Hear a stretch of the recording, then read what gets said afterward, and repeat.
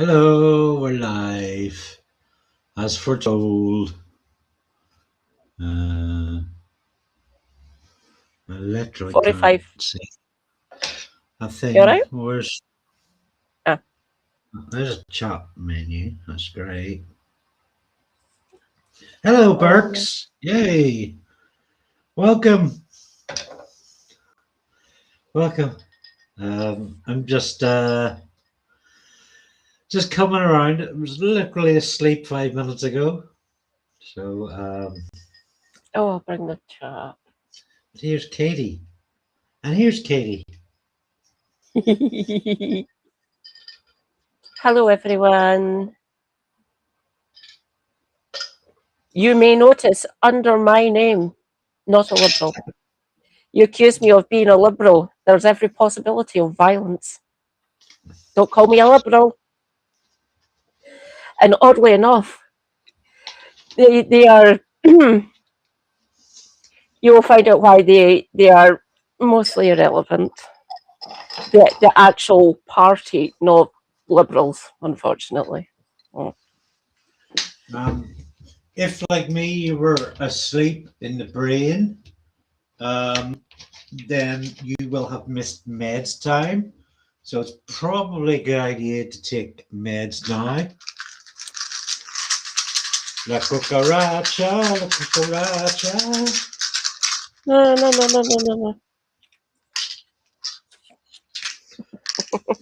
Jim Layla Specs. Yeah. Hello.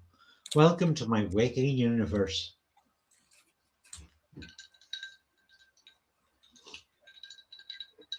Oh. How's your day been, Katie? What have you been up to? Watching videos about how to do automation in one of my games, and watching one for videos for another one of my games because I'm useless. Not that the ones the ones I was then watching for actual resource help is for Oxygen Not Included.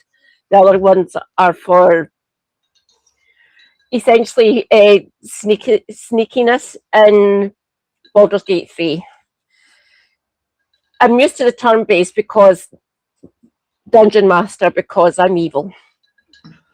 I was a DM for Dungeons and Dragons back in the day. BG3 is fucking amazing, so I'm basically getting the lay of the land about how to navigate, what to concentrate on, what ones are easiest for people who haven't played the actual game before but who know how game mechanics work.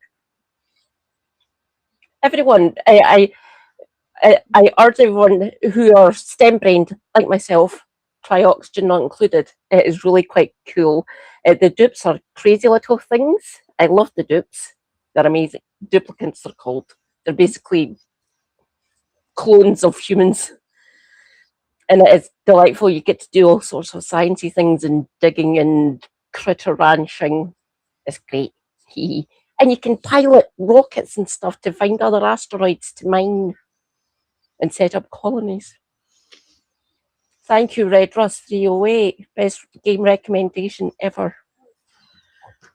I already had BG3 on my wish list on Steam. A couple of Berks wants to know if we get points if we're one of these points-based YouTube channels.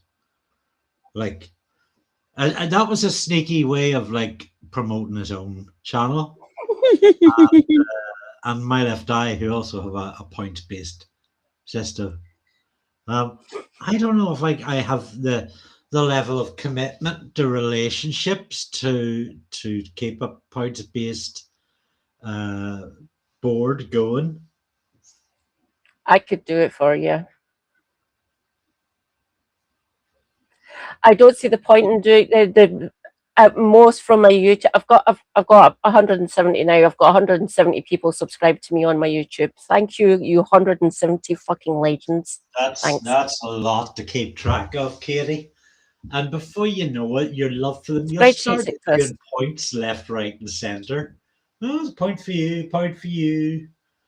And like, Oh, chaos. See, that's why it helps to be, to take my approach to relationships and hate everybody. He's got that quota. He does that nonsense.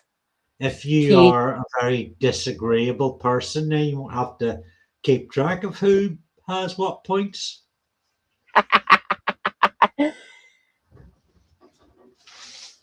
Um, yeah, so bear with us, folks, because I'm literally just a I am week at the 3 days. I spot am in my 3 days behind Layla. I 200. need Fucking some hell. water for my eyes. I'll be back in there. No problem, Andy. The last time I checked, it was earlier this week or last week. I've checked it in the last week. I'm up to 200. What the fuck? So 200 fucking legends. Praise be. Thank you. I try to entertain and educate.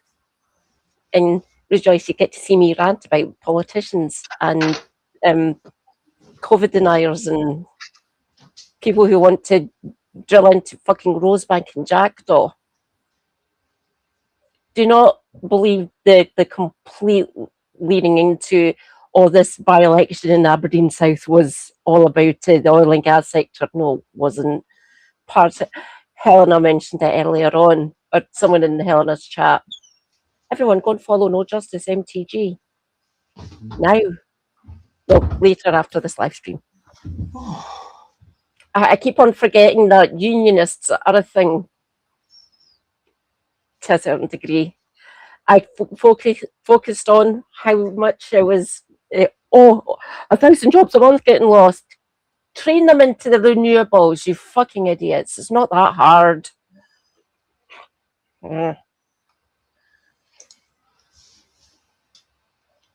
Free tuition fees? We don't pay student fees up here. Be easy to cross-train them. Sounds good. Ran over. More ranting to come about the topic. Goodness, Jacqueline Wright. Been away from the chat because my ceiling collapsed and I got emergency activated to travel lodge somewhere in the UK. Hopefully not for too long. I think that's a better excuse than mine, to be fair. I was asleep or my house collapsed. Oh my god, I can see the attic. You're not hurt, are you? Jacqueline, you're not hurt, are you? Please. I beg of you.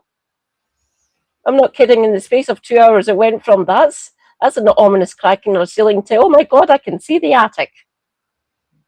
YouTube chat, everyone.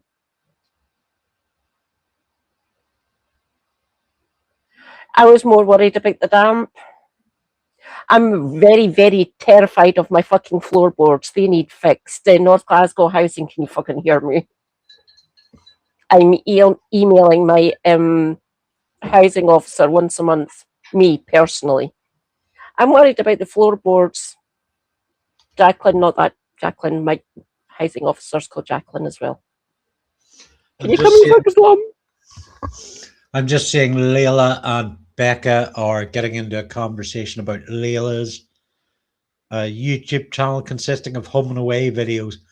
I'm just recalling we had a who is the best home and away villain chat on, I think, Kev's stream one night or Helena's stream, somewhere that was completely inappropriate to have that chat. And we both agree it was dodge. Bryce, the mighty streaming rebel, welcome to the chat. Always a pleasure, never a chore. Hi, Bryce. A couple of Burks writes, I think we should replace floorboards with trampolines. That's a really seductive proposal, I think. I'd need to get floorboards as well as the trampolines. I'm assuming it's you, Lewis. Because if they take away the floorboards and try to install trampolines, there's no fucking ground underneath them. So under my carpet, the floorboards, then 8-foot drop to the ambulance. Whoa. You all right? Yeah, it was just a bit like it must be like the sensation Scott McCowan experiences when he leaps from life to life, and he wakes up I mean, that is my sort of experience, sort of like waking up completely late for the stream tonight. Um, and I think we're probably going to either Thanks, not Jacqueline. really start talking about it for another 15 minutes till my brain gets into gear, or push it Take your back time. Take your another time. week. Well, we'll see how you feel, see how I feel. Yeah. Um, but yeah, I had a very kind of a very day. I had a day. I was meant to be sat working on a new video essay, doing the rights for that, but um, because it was so sunny outside, I decided I would go and mow the garden. I've got this enormous garden out back, and like with the sun, it's been growing really tall. So like usually I mow a bit of it, and then do another bit like a later day. But this time I decided to do the whole garden, and I did the front garden, and then my cleaner friend Holly left me in one of those power washer vacuums to tackle my sofa with. Um, a friend of mine was meant to be coming over from Scotland. He's now not. Um, so I was going to do this for him anyway. It's a really industrial power vacuum. It makes a really loud noise. So I had to evacuate half of the gerbils from the living room while I did this and tore apart this sofa bed and did every layer of it. And also reading Terry Pratchett's Hatful of Sky. So um, by the time I sort of lay down and got my necessary ice cream, um, I had a little snooze without alarm clock safety in it. So yeah, that was my day. Ah. I Are literally you, only turned the laptop on for the first time about 20 minutes ago, maybe. as long as you're okay, I was starting to worry a bit. I thought, fuck, I hope nothing bad's happened.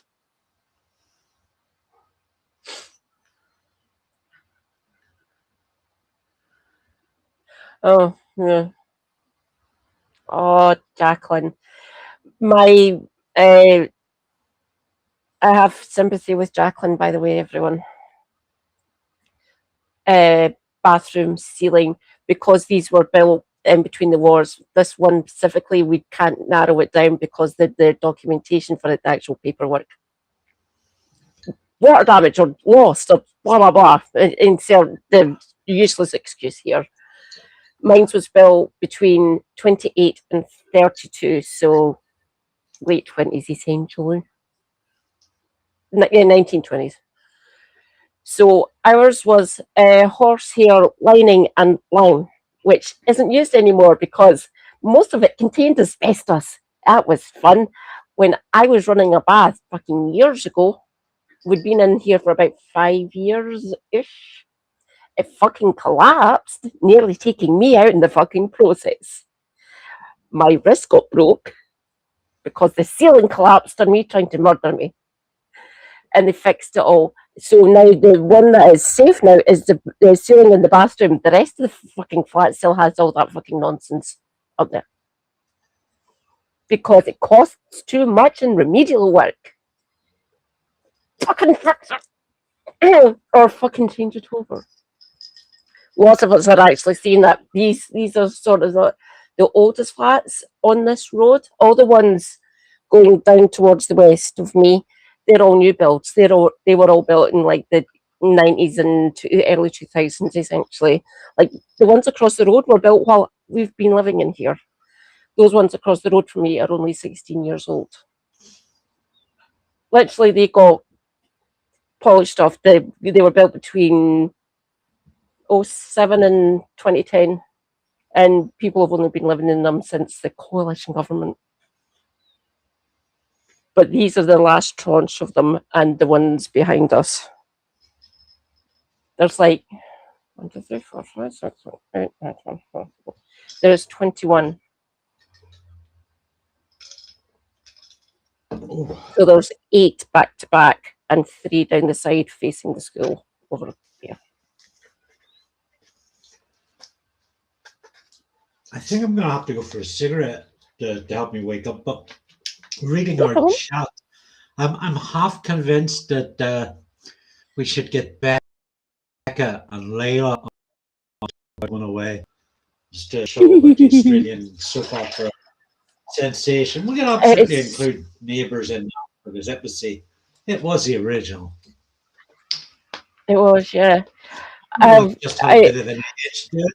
It was like Neighbours if Neighbours was like drunk.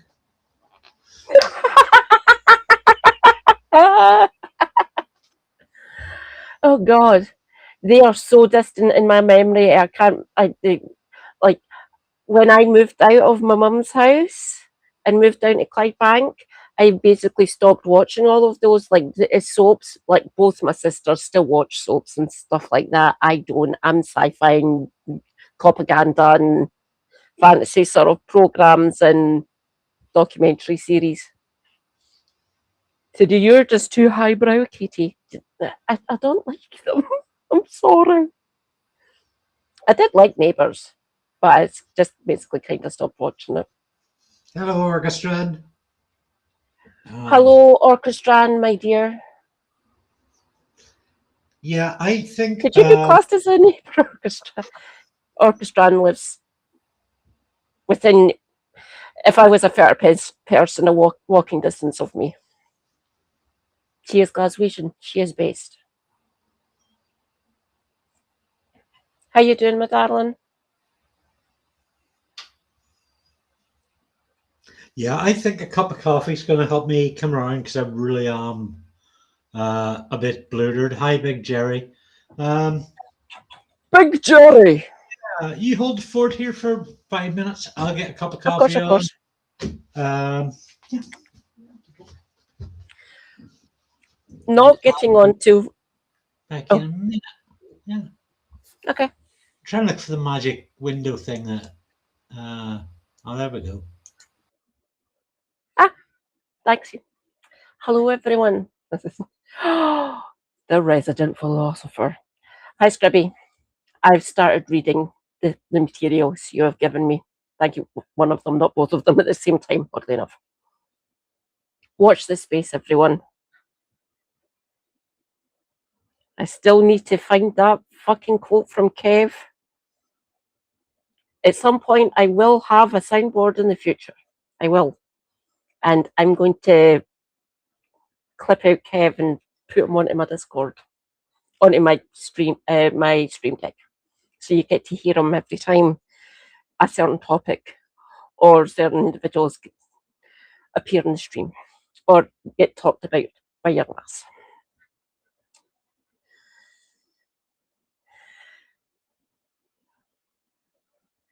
Oh, darling, my eyes have been fucked and I'm blowing my nose. Well, currently I'm not blowing my nose, but yes, it goes from my eyes and my nose keeps on running. I don't cough too much, but the main issue, it goes right.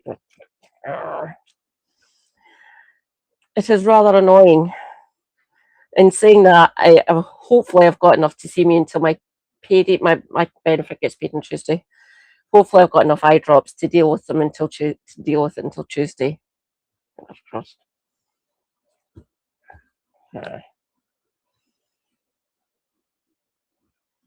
The Katie Show. Thank you, Becca. You may notice not a liberal. I will say one thing, leaving off them, major part of the discussion happening tonight. But after this, liberals do exist as a kind of party. There was liberals in the coalition government during the Second World War. And they do stay relevant until 60s, kind of. But that breed of politician now, the liberals exist. But those kind of, the liberals of who are we going to be covering tonight, in no way modelling or anything about that. They're all dead. That party basically died a death over the succeeding decades after this period. Who'd have thunk it? Being shit in government will make your party irrelevant. Not that we have any call, really.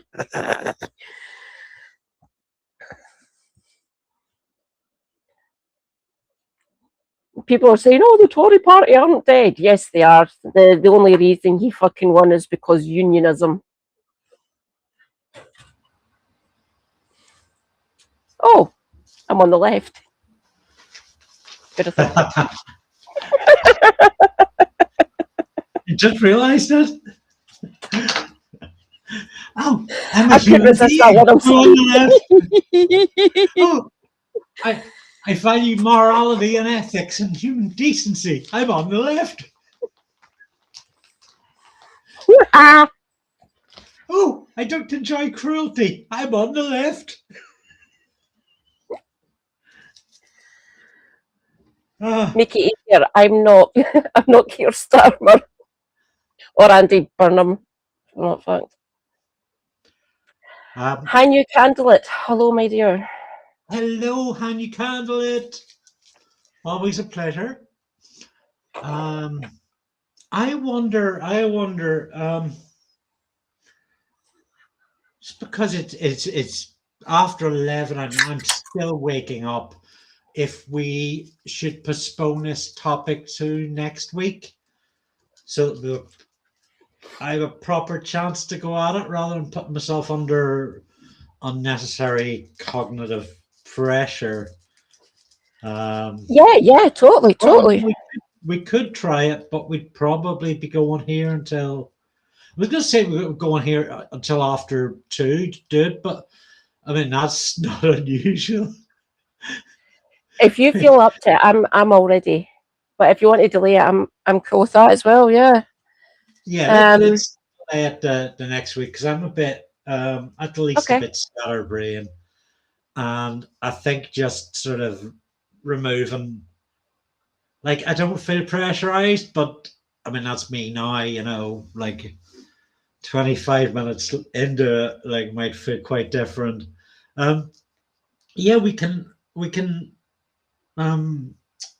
move it the next week. Well, how does chat feel? Oh shit. Jackie writes, you're gonna have to test for asbestos before they do any repairs. So I could be in a travel lodge for at least another week or more. Oh god. Mr. Bloodpriest. Hey John.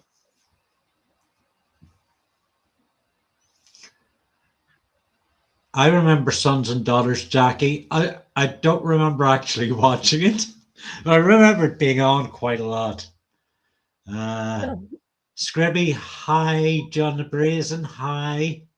Omaha, hello. Liberal went to the. Ooh, I'm not in favour of violence, but seeing the raise of flags bloke get smacked in the gob did allow me to revisit my stance.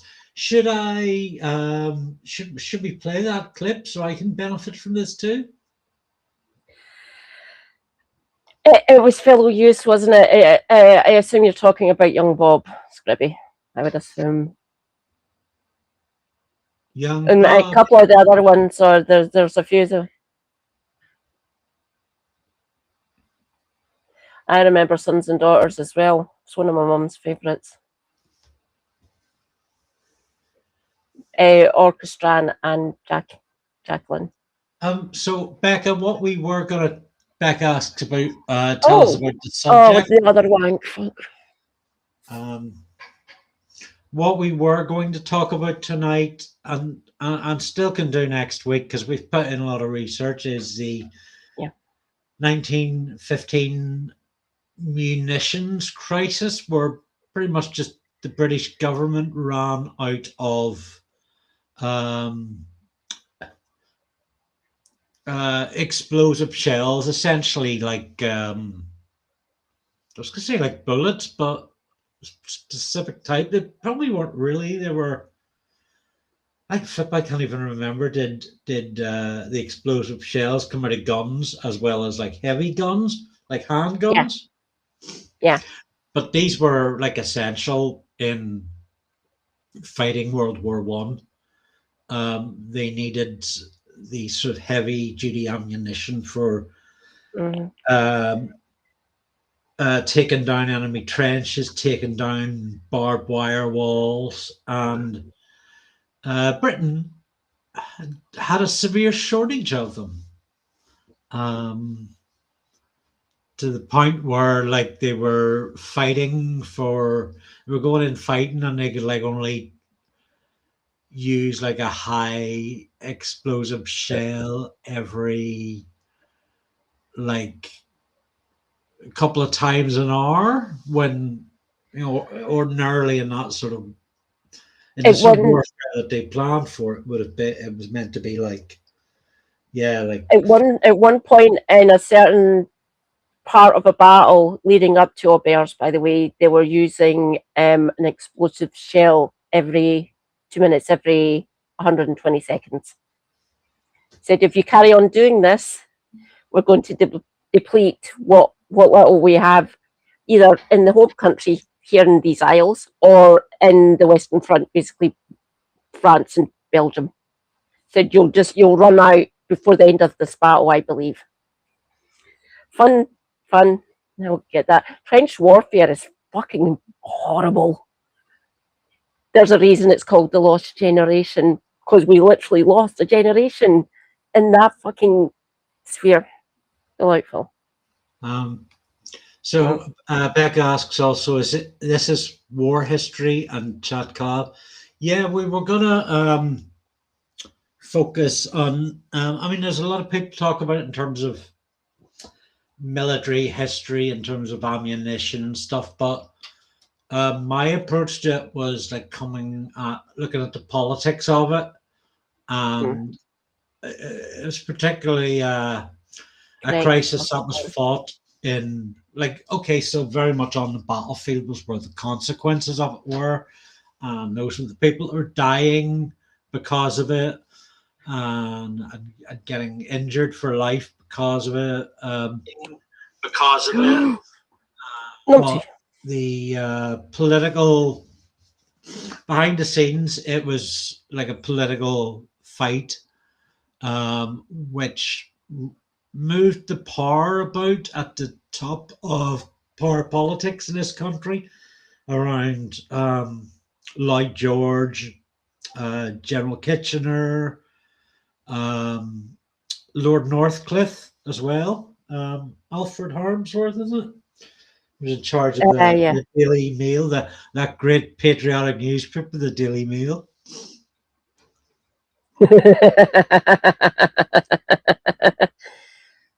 Please remember, everyone, they back the fucking fascists. They backed the After fucking this. fascists. And interestingly enough, Lord Northcliffe, who was criticising the government during all this, was offered by Lloyd George a governmental position, pretty much a sort of if you're going to stand there and bitch about it, then come on aboard and show us how it's done properly. And Lord Northcliffe turned him down. Pussy. No, he wanted to be outside actually taking pot shots at the government. Sorry, that's a variable tone of phrase. Outside the tent pissing in. Yeah. For a more recent flavour of that, Boris. That's why lots of the... Welcome, Mad Cat 79, Scott I haven't seen you in here for a while.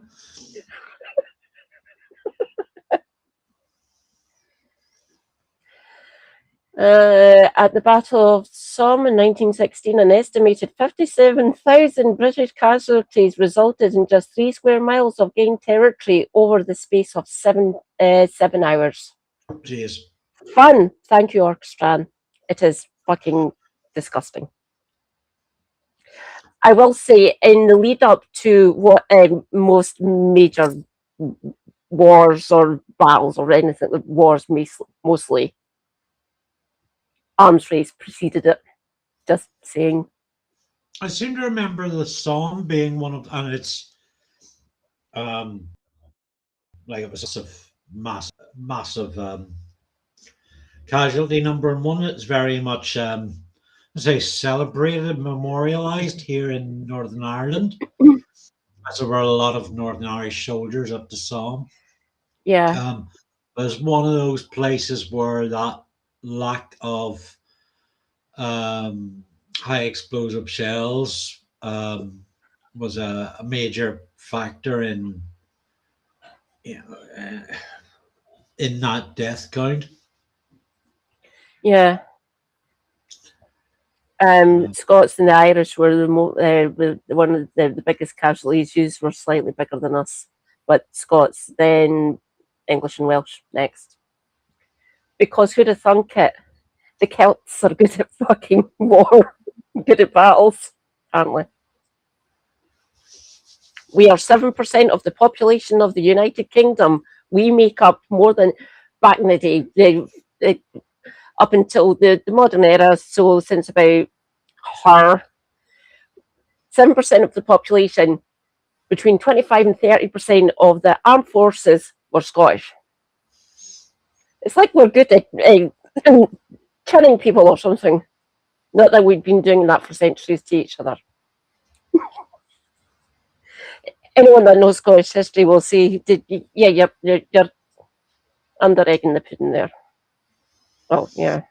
Well, if we're not going to do the shell crisis tonight, that will allow us to do things like show gerbils on camera. So I will go and see if I can and capture one or two for your delight. Hiya, Scooby. Weirdly was looking at a thing at Folks House today. It was a medal. We were sure. Oh, interesting. Okay, I see who I can find.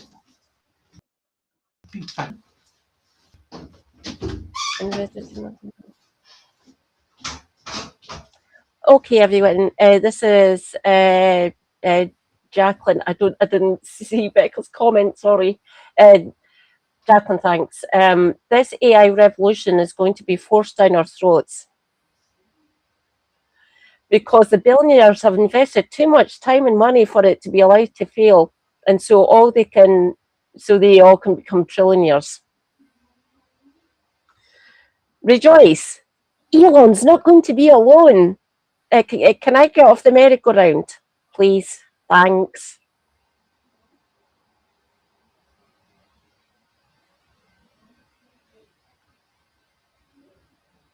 Yeah, Layla.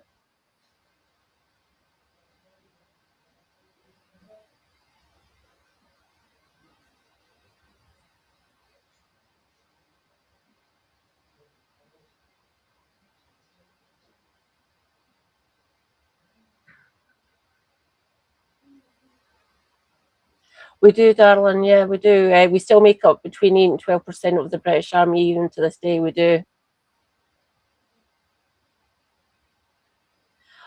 No, can you post that in the Discord for me, Scribby? Thanks.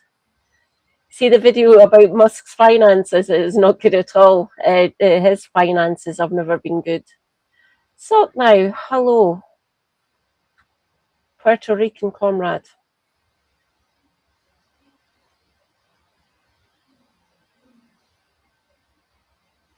Yeah. Don't try to, Layla. Don't. It's not worth it. $1 trillion really is an absurd amount of money. I can't keep up with it. Just don't. Anyone, just don't. It's not fucking worth it. Even $1 billion is out with our scope. Millions we could possibly understand. It's easy to get to $1 million after fashion, but getting up to like billions and even trillions, that is so beyond us, we plebs, essentially, as far as they're concerned, at least. It's an obscene amount of money.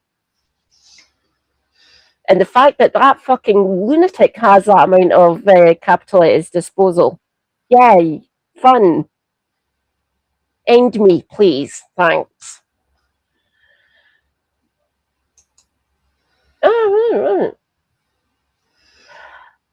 Oh, did they? Cool. I bet Emma was spitting fire. Everyone go and follow Majority Report, just alone the fact that Emma Vigeland exists. That woman is a treasure. Oh God, yeah. A millionaire, absurdly rich. Yeah.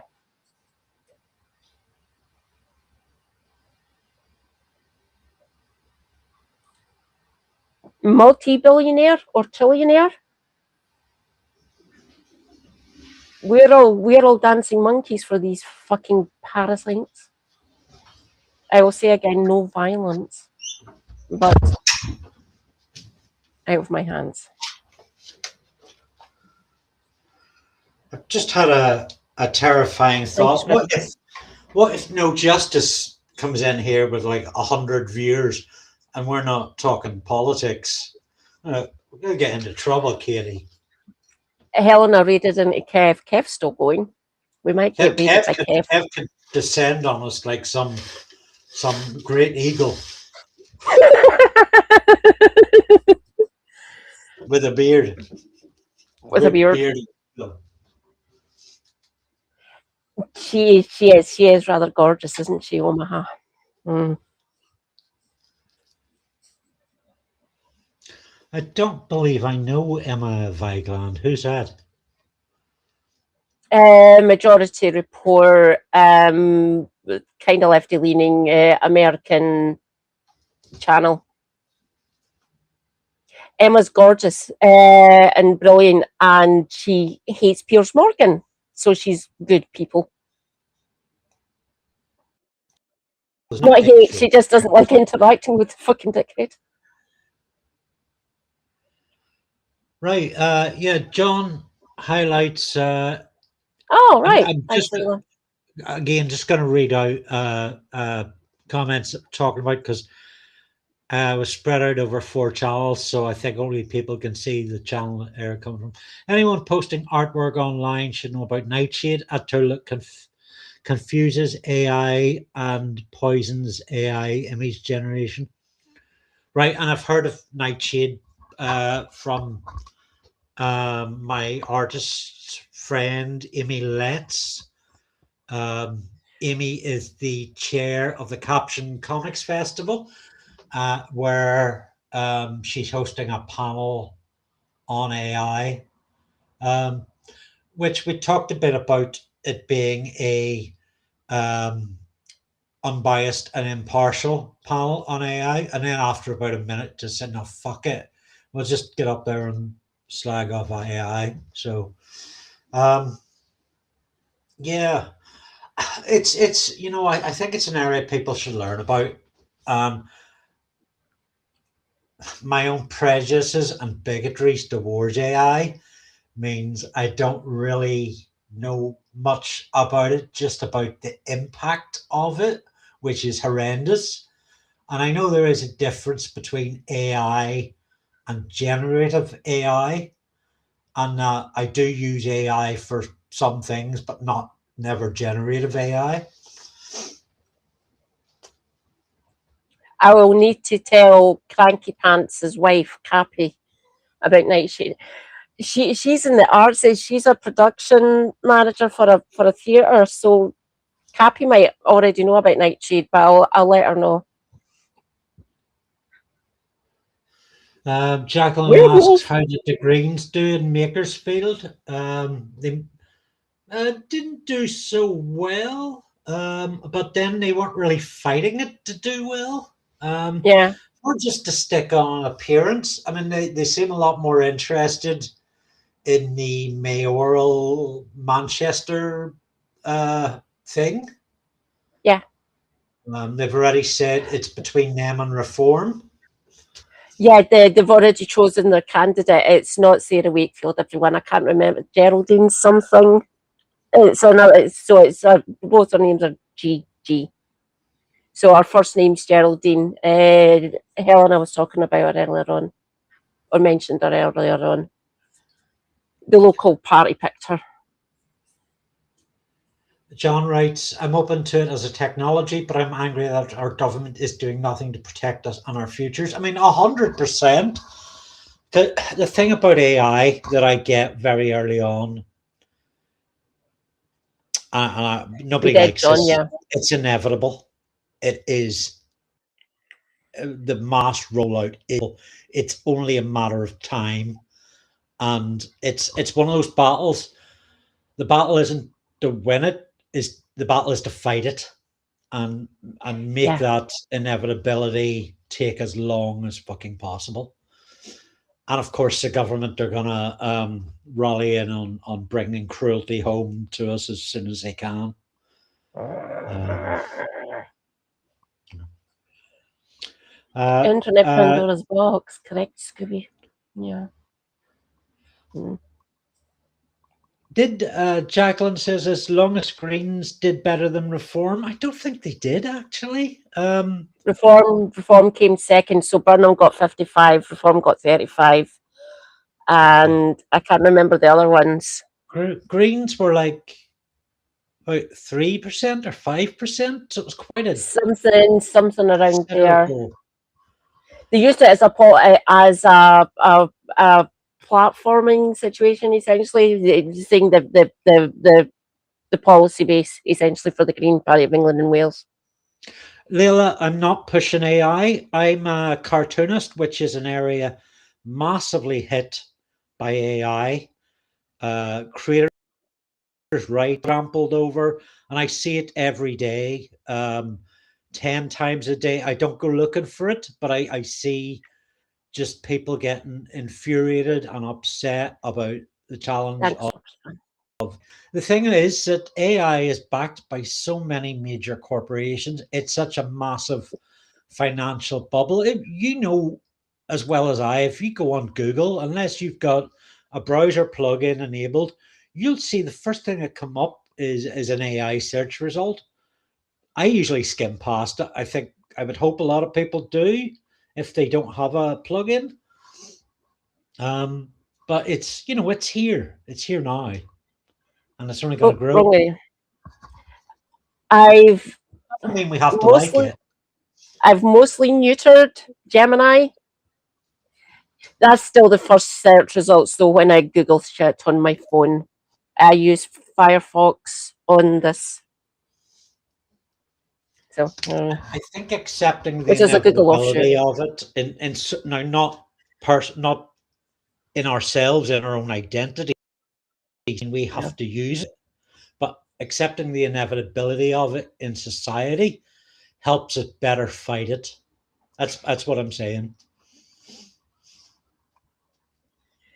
If we were to try and uh, escape that Layla spelling, the genocide is backed by major corporations. Also, don't use Google. All of Google is AI now. We can't. To completely BDS my entire life, I wouldn't be streaming. There's no ethical consumption, blah blah blah.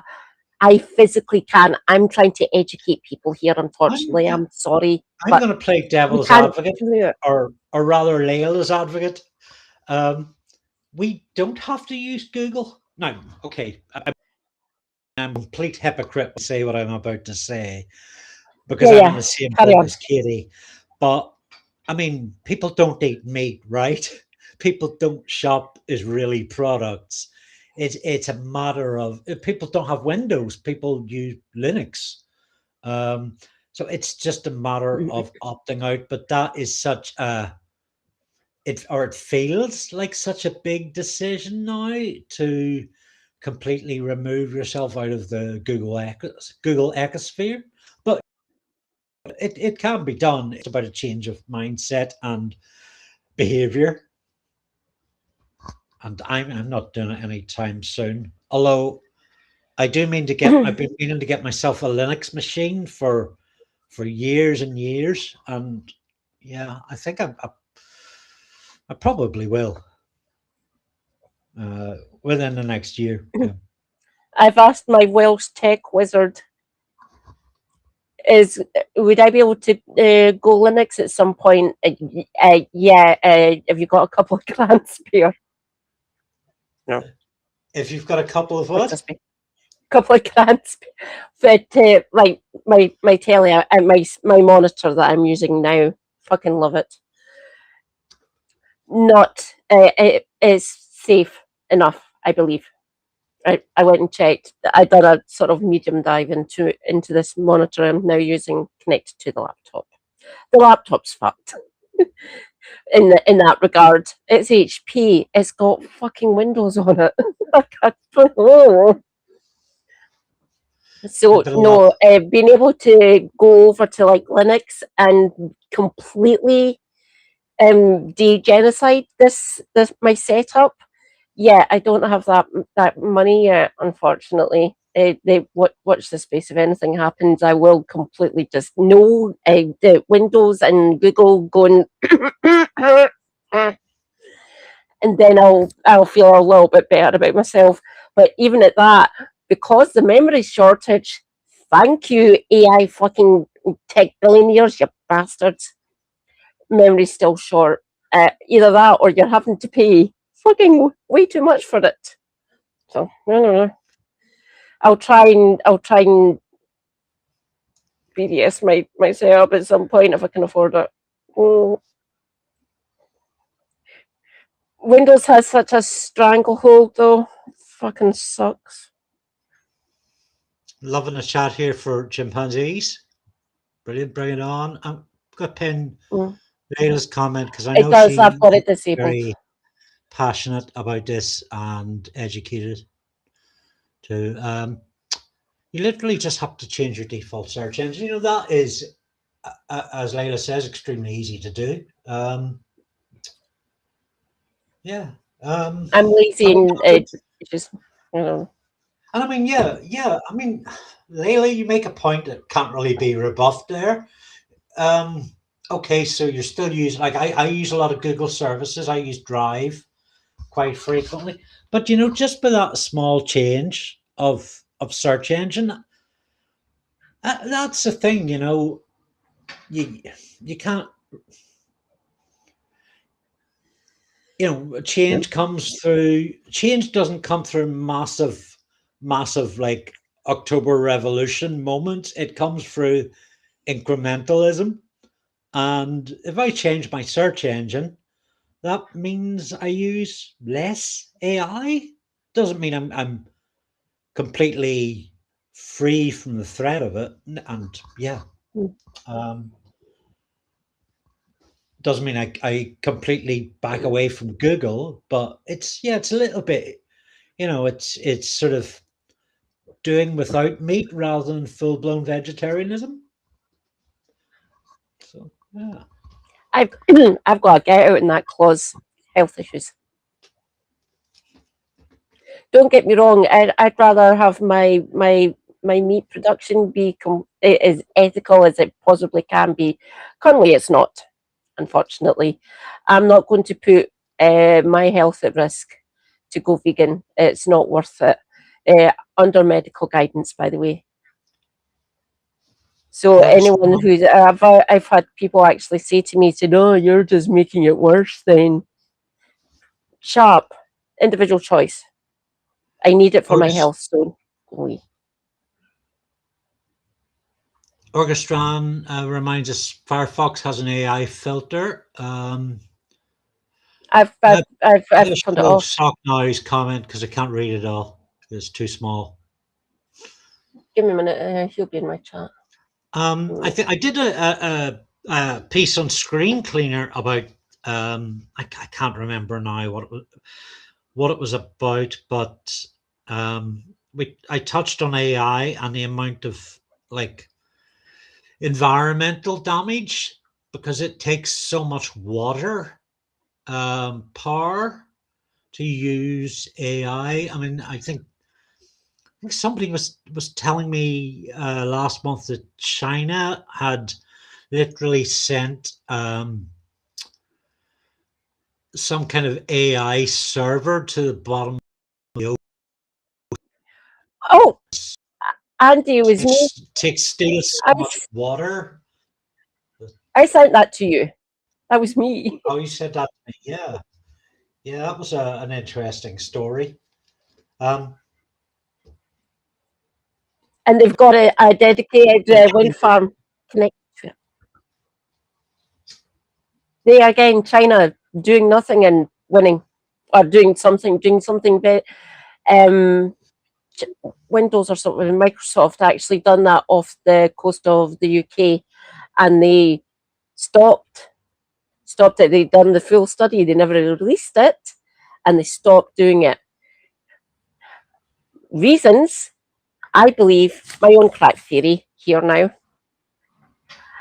Fuck, this is going to rival our supremacy and stop to date. A few years later, China does it and proves it's viable.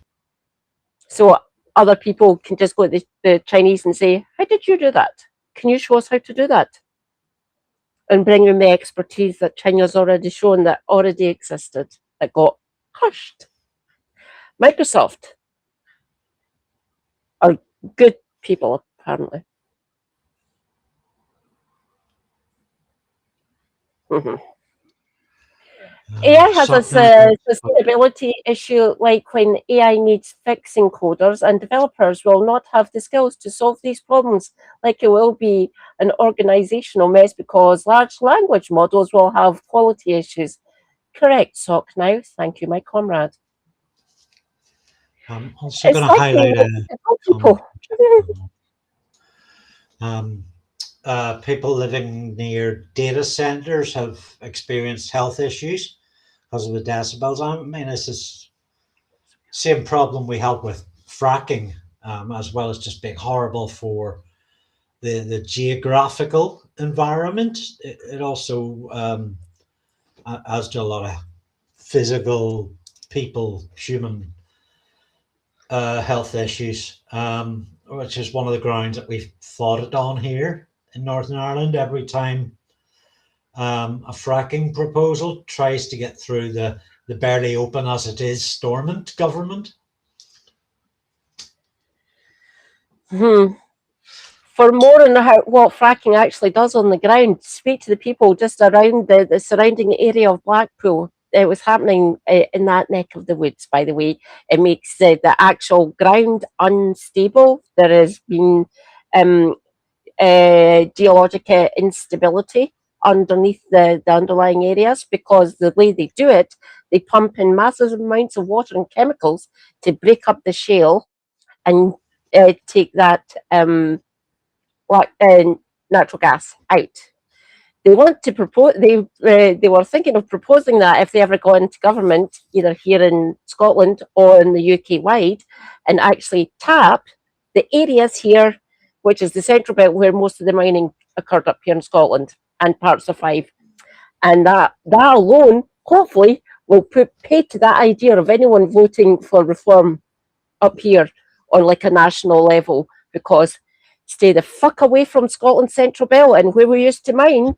You're not doing fracking here. I will literally do what Boris didn't fucking do for fucking the airport expansion. I will literally lie down on the fucking ditch.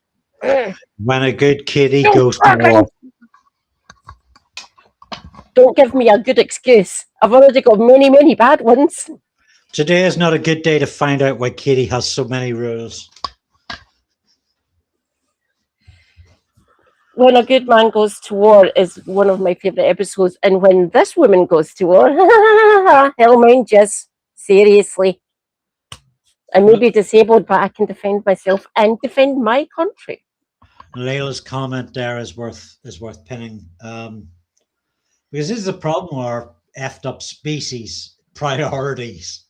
You know, I got into a bit of fracas with somebody last week over an organizational matter, and they literally sent me. Do you ever get? Yeah, I'm sure you get like those emails where, or direct messages where it's just somebody bitching about you, and they send you this big fucking essay.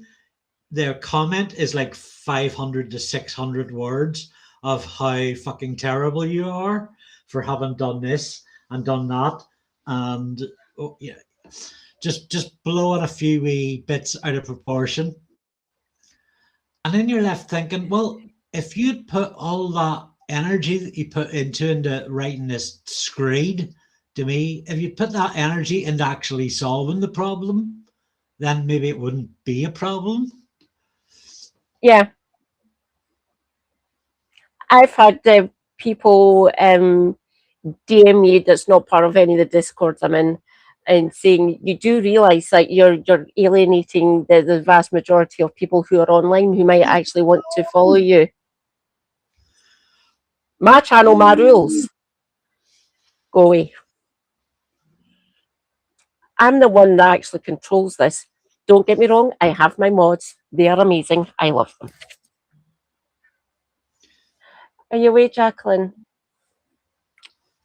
Jacqueline, I love you. send her love. See you later. Enjoy the travel lodge. I hope things return to some level of normality soon.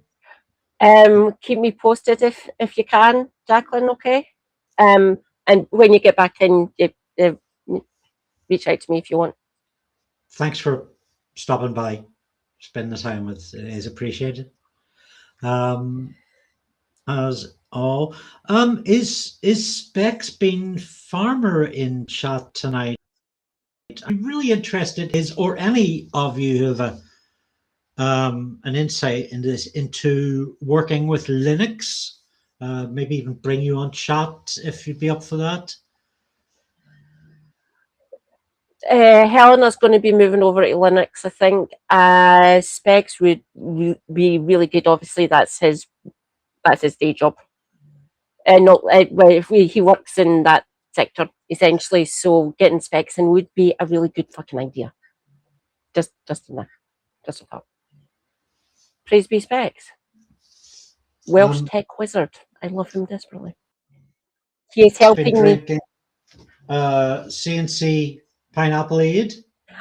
Yes. With Praise be Pineapple Aid. Blocks of ice. But now I'm some moving on to coffee. Help me wake up a bit.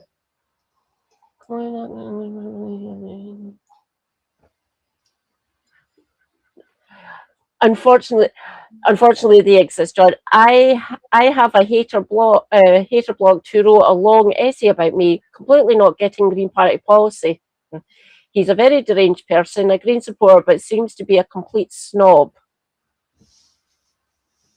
I haven't came across any of them in the Scottish Greens, just saying. They might exist, I don't know. I haven't met every party member yet. I've met everyone in the Glasgow branch, and we're all pretty decent people. Some Green Party members like dance music, which is incorrect in my thoughts. But other than that, they're very decent human beings, very good at policy, like most of us are, oddly enough. Hi, Flow Snake.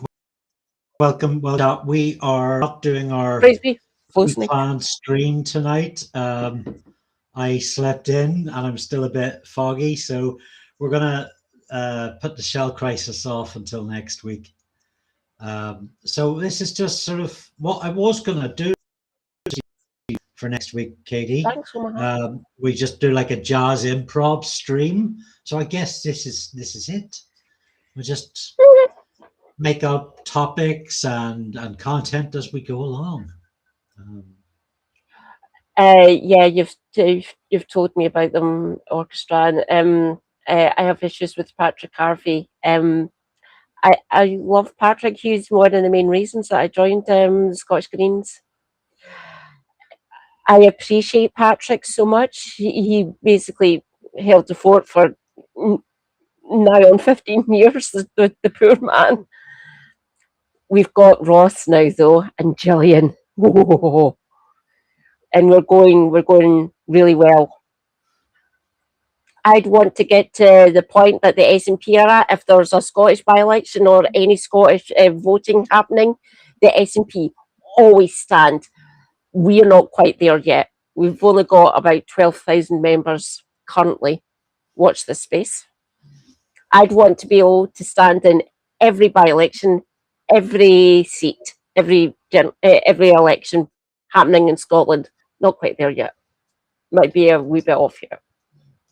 Again, watch this space. They didn't stand in my constituency. Right back. Durable. I already have orchestra, and that's what I'm not. A little bit of a disconnect there, oddly enough. But that's only been recently.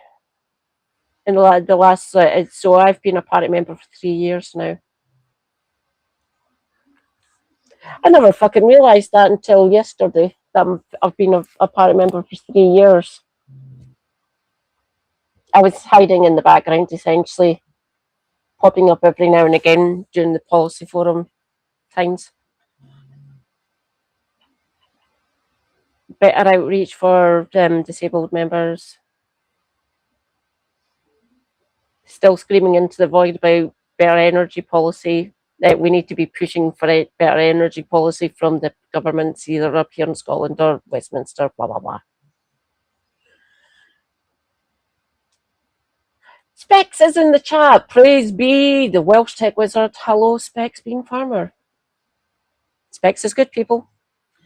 On the AI and the LLMs, the technology itself isn't bad. The issue is capitalism being forced down everyone's throats. Correct, Specs. Praise be. You are correct. F2I less of an issue since the AI boom, to be honest, about the same with memory and GPU prices with the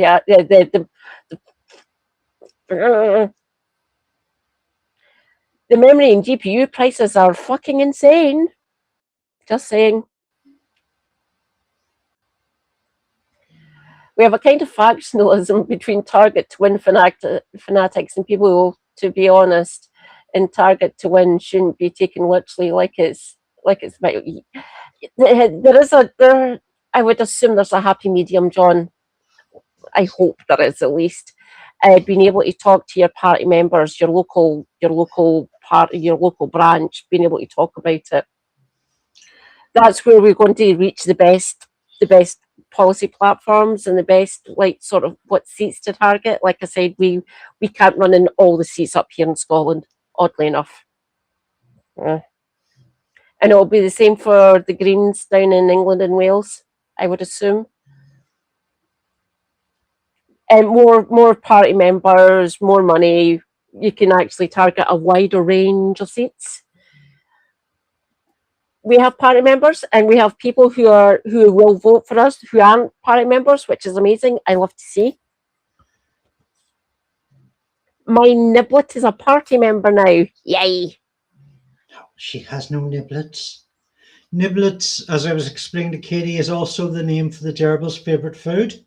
They're like an expensive luxury sweetie. So I noticed because we have Scooby in chat tonight, that I would go and fetch my Scooby as well. And here she is. Hello. Hello, Scooby. Hello, darling. Can we get... Oh. Oh. Hello. Hello. Oh, do you want another seat? A seat? Yeah, good girl. I haven't came up against that, John. Yeah, I find it annoying when people talk like we must treat our campaign guidebook like it's the Bible. I haven't came up against that yet in my branch. Other branches have reported back to me in other areas and said, yeah, a lot of people actually take it as gospel. And I was saying, try to convince them it's not. It's a jumping off point, essentially. Talk to your branch members. Unlike poor Elron's fucking CLP, Angela Eagle, your days are numbered. Praise be, Warren Hubbard, award-winning journalism. Thanks. I'm getting a bit of a neck massage. That was nice. Good girl. Good girl. Do you like Laura Kuenssberg? No? Oh, it walked off. Laura Kuenssberg is just... Yeah, you don't want to be on camera. It's okay. Laura Kuenssberg's not coming to the stream tonight. And we'd block her if she did. Kick her off, please. Praise be, Bry your guy in the chat. Everyone Hello, go and follow. guys here. Everyone go and follow Bry your guy. He is awesome. Have they released who is on Evilness tomorrow? Right. Oh, come on. Chat's in such a good mood tonight. We don't need. Well, I mean, I suppose this might be the way to. So who is it? Heinrich Himmler and Laura Kunzberg tomorrow? Oh god, no, not this fucking one. Oh. Okay, here we go, everyone. Award-winning Kerbalism, Peter Kyle, the business secretary, fuck's sake, and Shadow Chancellor Mel Stride, who, former advisor to Keir Starmer, Paul Ovenden. He had to resign. I wonder why. Oh, Paul Ovenden. Isn't he Labour Together core member? He was one of the core members, yes. Former Cabinet Secretary Lord Simon Case, he was head of the civil service, by the way. And former Defence Secretary Lord Hutton, so someone from the other place who is a soldier or former soldier. On the panel are Jess Phillips, Toby Perkins, and Luke Charters. Why do I recognise that name? I don't know who Toby Perkins is. Did you pull me? Why do I recognise Luke Charters? You can't go down there, Scooby. Gerbil Bry.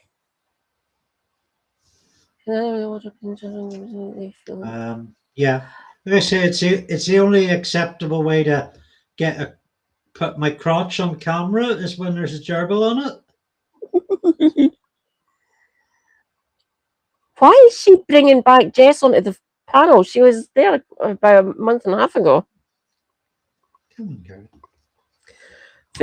Right, Luke Charters. Why didn't and Toby Perkins? I'm recognizing. Do it on my hand again. How dare you? Like, if I was ever on top of a creature that was 1,000 times the size of me, I'd never poo on. So this is Scooby. She is the leader of her colony of 3. She's a little bit older than the other ones. I think Scooby's maybe about 3 years old now.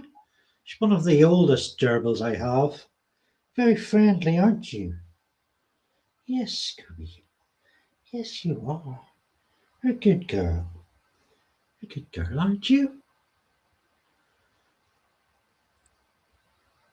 Yeah. Bryce says you're adorable. It's not nice. It's not nice. Where are you going? No. They like to crawl into my into the gap in my elbow. Also, I'll sit with them like maybe one-on-one on like a comfy chair, and they'll like try to get behind my back so that I'm like, one wrong move and I'm sitting on them. But they like bang their heads. They bang their heads at me as if they're going to move me. The other one is trying to climb inside my armpit. That must be itchy. Inside the pit, but like as if they're trying to get through this gap here. Hello, love. Hello. You go back down shortly. You're not monetized yet. Neither am I. What was that? Patreon.com/Andy Luke. Really good value. Oh, that's a brilliant idea.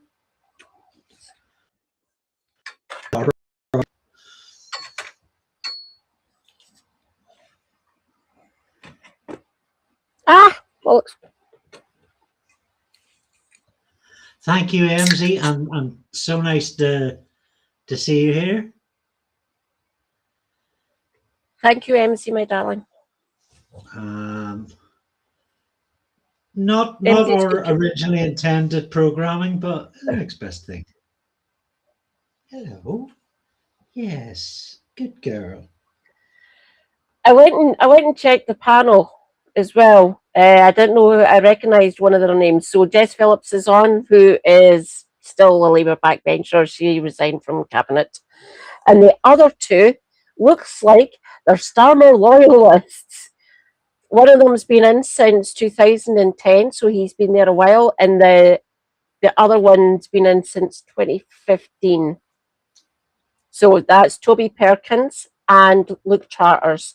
So they've got two, from what I've gleaned there just quickly, they seem to be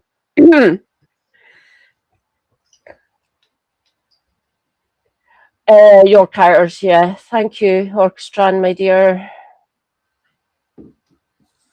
Of course, this is the weekend, isn't it?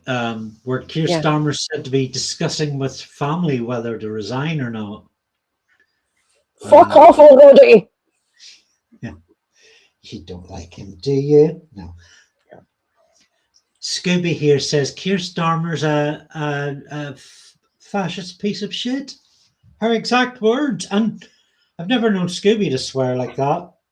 But yeah, must really hate him, don't you? Oh, this Scooby's definitely not a Thatcher fan. Well, I mean, Good Scooby. like, Good girl. who would Scooby's first PM have been? Sunak, I think. How old? If you tell me our age, I'll tell you who the Prime Minister was and what sort of 3 years old. Yeah, it would have been Sunak. Oh, actually, no, you're not 3. You're 2. You're probably closer to 2. So crossover period between Sunak and Starmer. If she was born in 2024, depending what part of the year it was, early part of the year still Sunak, later part of the year Sunak. Early part of the year Sunak, later part of the year Starmer. If she's 3 year old, if she's 3 or older, it's either Sunak or Lettuce Lady. Mind you that you blink and you'll miss it. Rang band.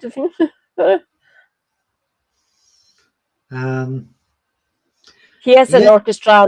Yeah, we're kind of divided because people like myself think Starmer went in there like a dose of really bad constipation, and some think talking to my wife is code for I'm going. So I don't know. Apparently, the cabinet and a good number of the backbenchers have been either messaging him or actually, well, obviously the cabinet still meets, blah blah blah, and all that fucking bollocks.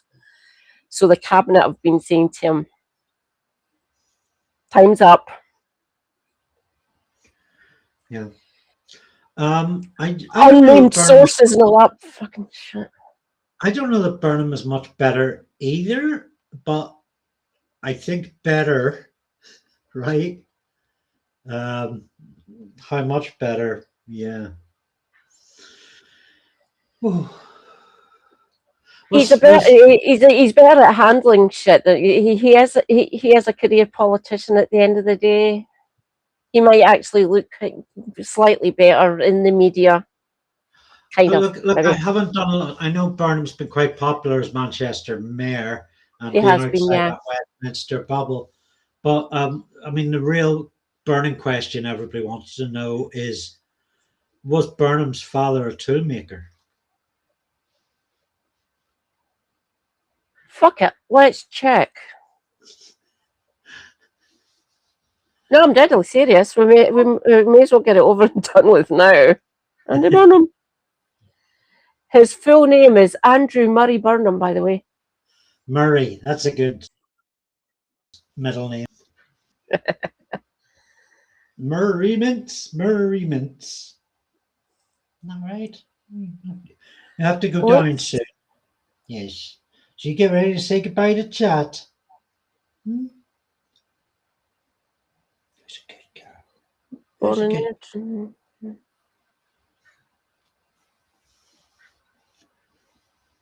Oh.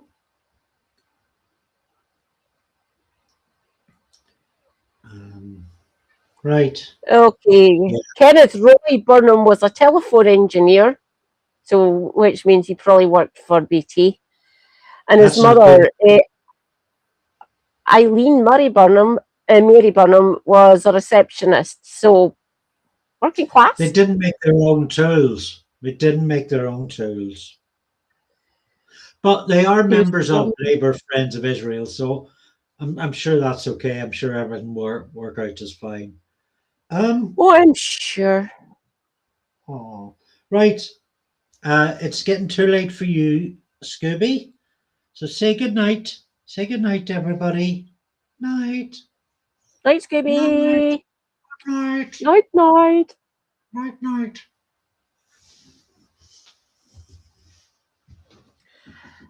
I don't know much about Burnham, but I asked about the Solomon's watermelon he came out with. The highly original. It's supposed we need a full, complete independent investigation or something like that. And apparently he's been closing up with certain lobbies. Oh, fucking hell. I wonder what lobbies.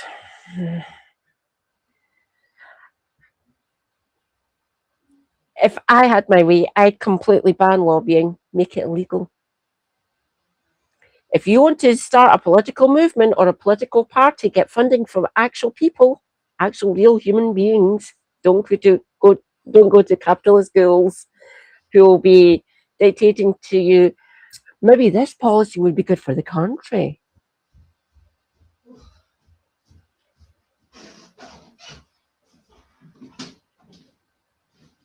Might be better, just saying. Yeah. But what do I know? I'm a lefty loony, apparently. Hope everyone is doing well. And if you're in the areas where it is oppressively hot, I feel for you, I really do. If you can, get all the ice in the world into your bath and just fucking dump right into it. Uh-oh, partial nudity on camera by accident. So my tattoos covered up. Won't get cancelled for showing moobs. Sex Pillow. Hello, Sex Pillow. Mrs. Sex Pillow.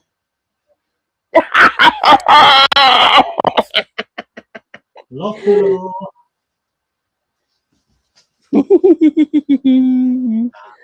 Oh. I'm sure I'm burning because of his initial dealings with the Hillsborough families. Yeah, that's still in the back of my mind there, Orchestran. And the main one that sticks out to me, he campaigned for Better Together. Are we bollocks? Thank you, Auntie. Go away. That is all. The Council of Andes had a meeting over the weekend and we decided to expel him. Thank you. Praise be the Council of Andes. I was going into my YouTube studio last night because I noticed I hadn't put our Victorian series. I hadn't been adding them all to the playlist. So we now have one Victorian Villainy I did solo. Oh, actually, that's a good place for a tangent. So that was the Trebich Lincoln show, which is an area of speciality. And we did that show and Kitty had a whole hospital emergency thing that meant with broken fingers and falls and absolutely horrible. I'm sure you remember hearing about it. So I went ahead, but of course, the emergency happened so suddenly that Kitty couldn't let me know. So I just went ahead and did the stream. But Katie put in fuck tons of, it's kind of an area of speciality of mine. Trebich Lincoln, MP, disgraced adventurer. So Katie did a lot of work on that. So in about 3 weeks, we are going to do a 2 parts Trevich Lincoln stream. Yay! And yeah, that'll be something. We'll tell you more about it later. But yeah, so I was adding these streams to playlists, and I found out that we've done between us, we co-hosted 9 Victorian Villainy streams. So next week will be our 10th. Actually, I mean, no, we've already done 10 because we had at least one that is lost to the passages of time, thanks to Twitch's policy of deleting stuff. Yeah. Yeah, we must be close to or around the 20th stream we've done together now. There's Honestly, I love this. It's amazing. Thank you so much, Andy. Yeah, I It's really great. enjoy these sessions. Happy solstice, everyone says. Hand you candle it. Oh yes, it's the longest day now. This is the longest day in British and in these isles, essentially parts of Europe is so it's the solstice. We have the most sunlight. The days get shorter from here on out, everyone. The shortest day is sometime in December, by the way.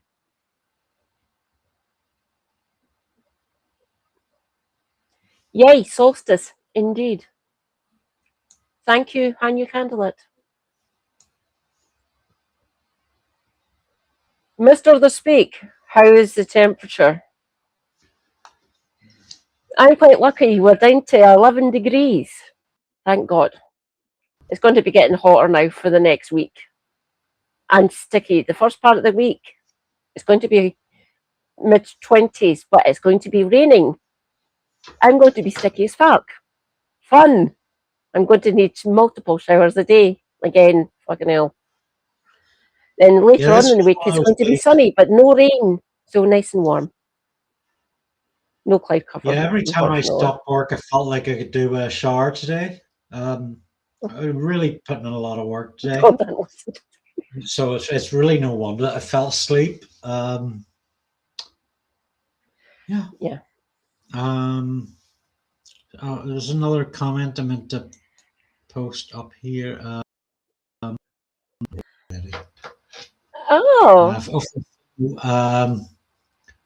If I could figure out a way to do it and make lobbying available to everyone, no millions, billions required. Well, it is, but it's not listened to, right?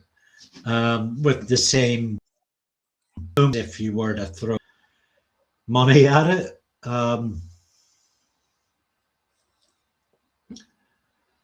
And you know, they do.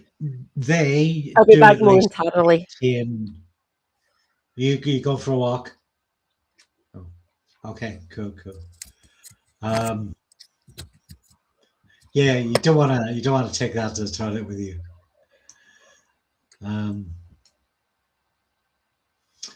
Yeah. The government do at least maintain a kind of a veneer of, yeah, we work for you, we're listening to you, what you say is important to us. Through parliament petitions, through, if you have a problem, contact your MP. And we do still have a lot of organizations like Amnesty International, Greenpeace, probably even more non-governmental organizations that provide lobbying facilities, probably more than ever before. I'll be honest, I haven't written to my MP in quite a long time because of burnout, and it is that extra step of cognitive functioning. Writing letters to people can be quite difficult. You know, if you're chatting to them every day, you know them, or if you're chatting to them regularly and you feel comfortable enough to talk to them. But writing a letter does mean a whole change of neurological gears.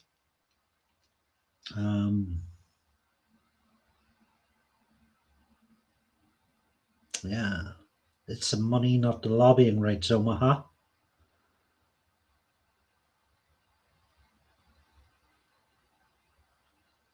John the Brazen writes, they only allowed us to vote after they immigrated the American system of lobbying.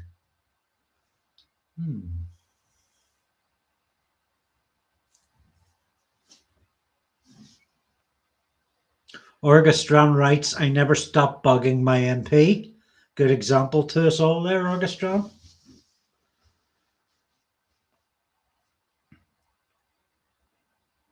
John, it's worth remembering the unions are supposed to be our lobbyists. They're not very effective at it, though, especially the ones affiliated ones, which love Starmer. I wonder.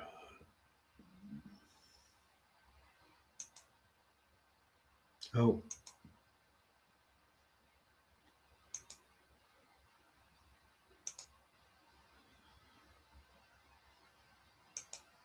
Oh, I lost a chat.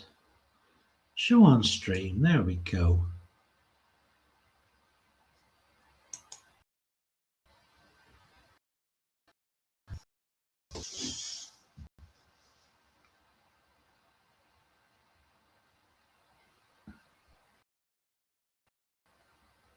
Ah. Okay, so let's try and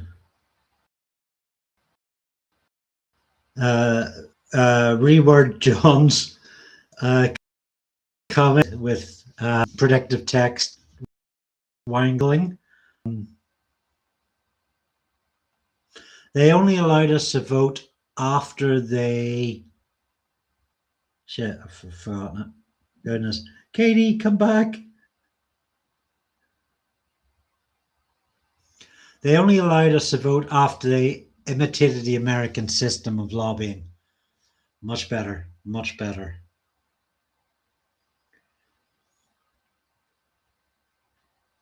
John, I don't know if we have time to get into this next week, but one of the things I learned when I was researching the 1915 shell crisis was that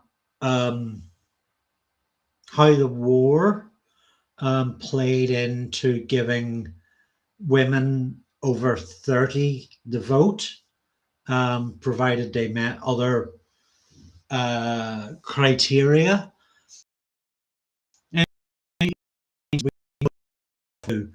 The concessions of the birth of the NHS and the expansion of the welfare system, and there were a couple of concessions given at the end of World War One as well. To those little people that went out and got blown to smithereens and suffered unbearable pain their life. This will throw them a penny. Oh God, I'm grumpy.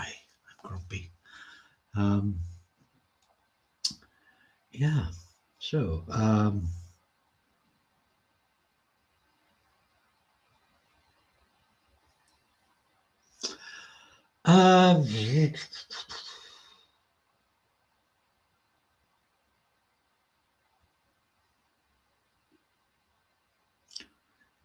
Layla writes, you went all robot-y before you said concessions of the NHS. Right. Yeah. I was just making a point about at the end of World War II to recognize the sacrifices we'd made as the soldiers and families had made as little people. They gave us the NHS as a concession and expanded the welfare system from what there, and there were other concessions. After we did the same thing, we died en masse in World War One, and one of those was given certain qualifying women over the age of 30 the vote.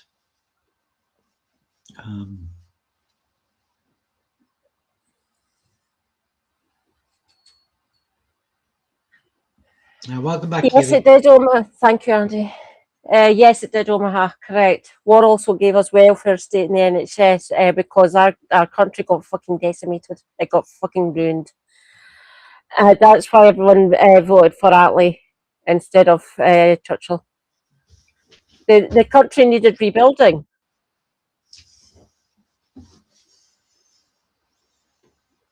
Thank God for the post-war consensus. Then she happened. Gender neutral toilet coming soon near you.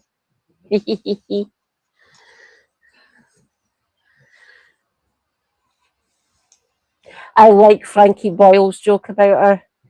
Said save all the money and just give everyone in Scotland a shovel, and we'll dig her in and hand her personally back to Satan. Thank you, Frankie. Much appreciated. We'll hand her back personally. Love it. There we go, Katie. I've just positioned some of the chat on stream around your head. I'm using your curtains as a backdrop to highlight the white text. If you need help drafting any sort of emails to your woeful politician orchestran, I am here. I email some of the most descriptive and very, on the face of them, very friendly emails to my MP. She's fucking useless. I keep on saying to my chat, not in the emails I send to her, you do realise that your days are numbered, Maureen. With any fucking luck. Anyone, feel free to go out and check my MP. Her name is Maureen Burke. She is horrible. She wants to vote for those fucking horrible PIP policies, those horrible benefit policies. Maureen, I fucking hate you. I don't want you as my MP anymore. Be gone. Thank you. Pete Wishart is standing up for my home city, though. Please be Pete Wishart. Do you like your MP, Andy? I've got a horrible feeling you've probably got a horrible one. To my shame, I know very little about him. So he's Alex Easton. He's an independent unionist. My parents, who are a bit centrist, well, are very centrist actually, said he did more than our past Green MP, who was sorry. I mean, before Farry, we had what's her name? We had this wonderful MP for about 20 years. She was actually an ex-unionist. She broke away from the DUP. She was a baroness, I think, or a lady Sylvia Herman.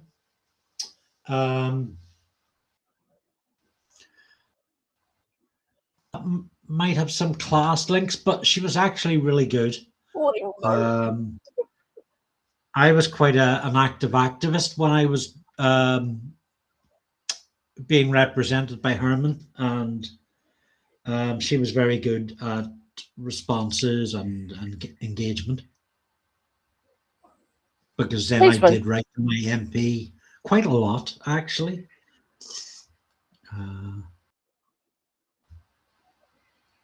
The Northern Irish friends and colleagues that I have, I extended a hand to them because at one point my sister-in-law's family, their MP, Rejoice, was Paisley Jr. If only. He's not an MP anyway, so that's Ian Paisley Jr., Ian Paisley's son. Ian Paisley Sr. was the one that's founded the DUP, and they can fuck right off. Yourself. Property, shifty property dealings, or shifty donations. Is he not an MP? I think he's still an MP, no? Give me a minute, I'll check. I'm sure he isn't.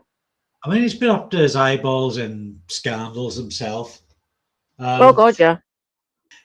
at least Dad kept his scandals like of a fairly bigoted sectarian religious psychopath nature, but his son has none of those ethics. Uh, that sentence didn't expect how I intended it to. I mean, his son is just your common garden, sort of like a shit Nigel Farage, just like taking handouts from whoever was going to give them to him for walking around with an advertising board in his chest. He got voted out.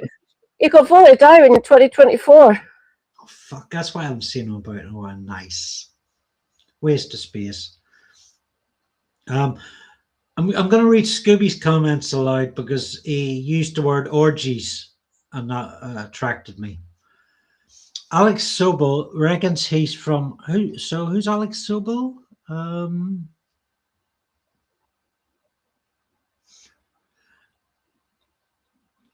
Oh shit! Maybe I shouldn't have this conversation.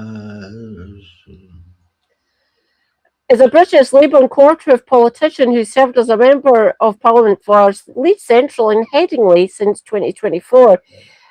Previously for Leeds North and Leeds Northwest. So with the Boundary Commission, they changed the boundaries of that. So it's changed its name and it's expanded a bit. Oh, Alex Sobel is Scooby's MP. Oh, right. Is that right? Reckon he's from Hyde Park, Leeds, yet apparently went to some private school in Buckinghamshire. I believe he was a councillor for Al Woodley, which is a rich Jewish area, notorious for orgies, marching powder, and the councillors having to fix their potholes overnight. Hyde Park is quite different, yeah. The way scandals were supposed to be. I just want to check something with you. He went to Queen's. Is that quite a well-respected uni? Queen's is the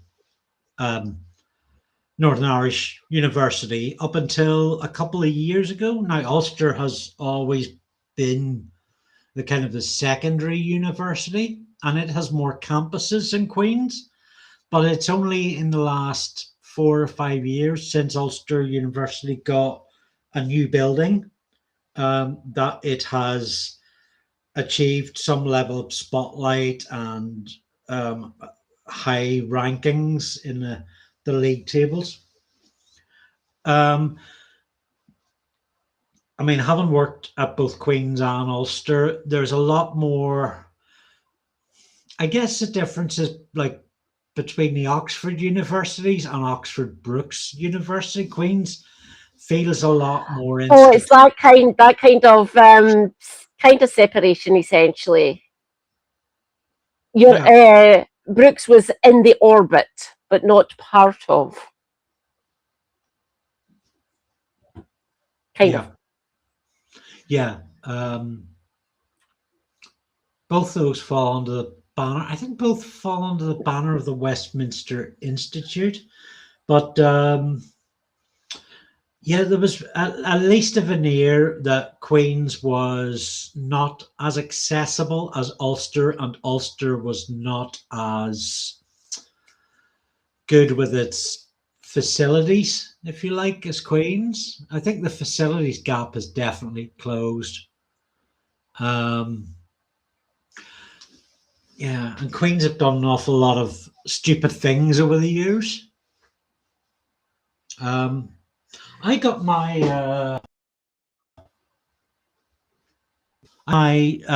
you do your access course, which is equivalent to 2.5 A levels. It's kind of like a pre-university course.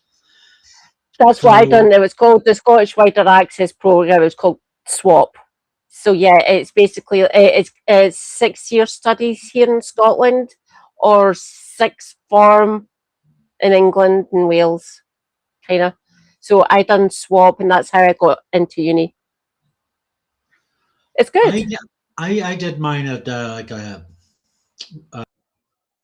technical college. Well, it used to be called a further and higher education college. But I got my bit of paper graduation thing at Queen's University, a ceremony by Queen's. So I think Queen's had, although the course was sat at Bangor College, Queen's was Belfast and Bangor's like about 10 miles apart. Queen's were verifying it or so the ceremony was held there, which was nice. Omaha isn't Brookfield Polytechnic. It is, yep. I can't remember exactly when it gained university status, but certainly in the 50s it was a polytechnic. The orchestra, nice one. Cool. I actually did University of London A-levels. Well done. John the Brazen. My graduation photo from Oxford Brookes. Oh, cool. Just minutes after that bit of paper was given to me by Channel 4's Jon Snow, who was the Chancellor at the time. Was he? Wow. Don't you know? I only hang with the finest of company. Ooh. Oh, right. Cool. Michael Askew. Orchestra. I didn't. University of London A-levels.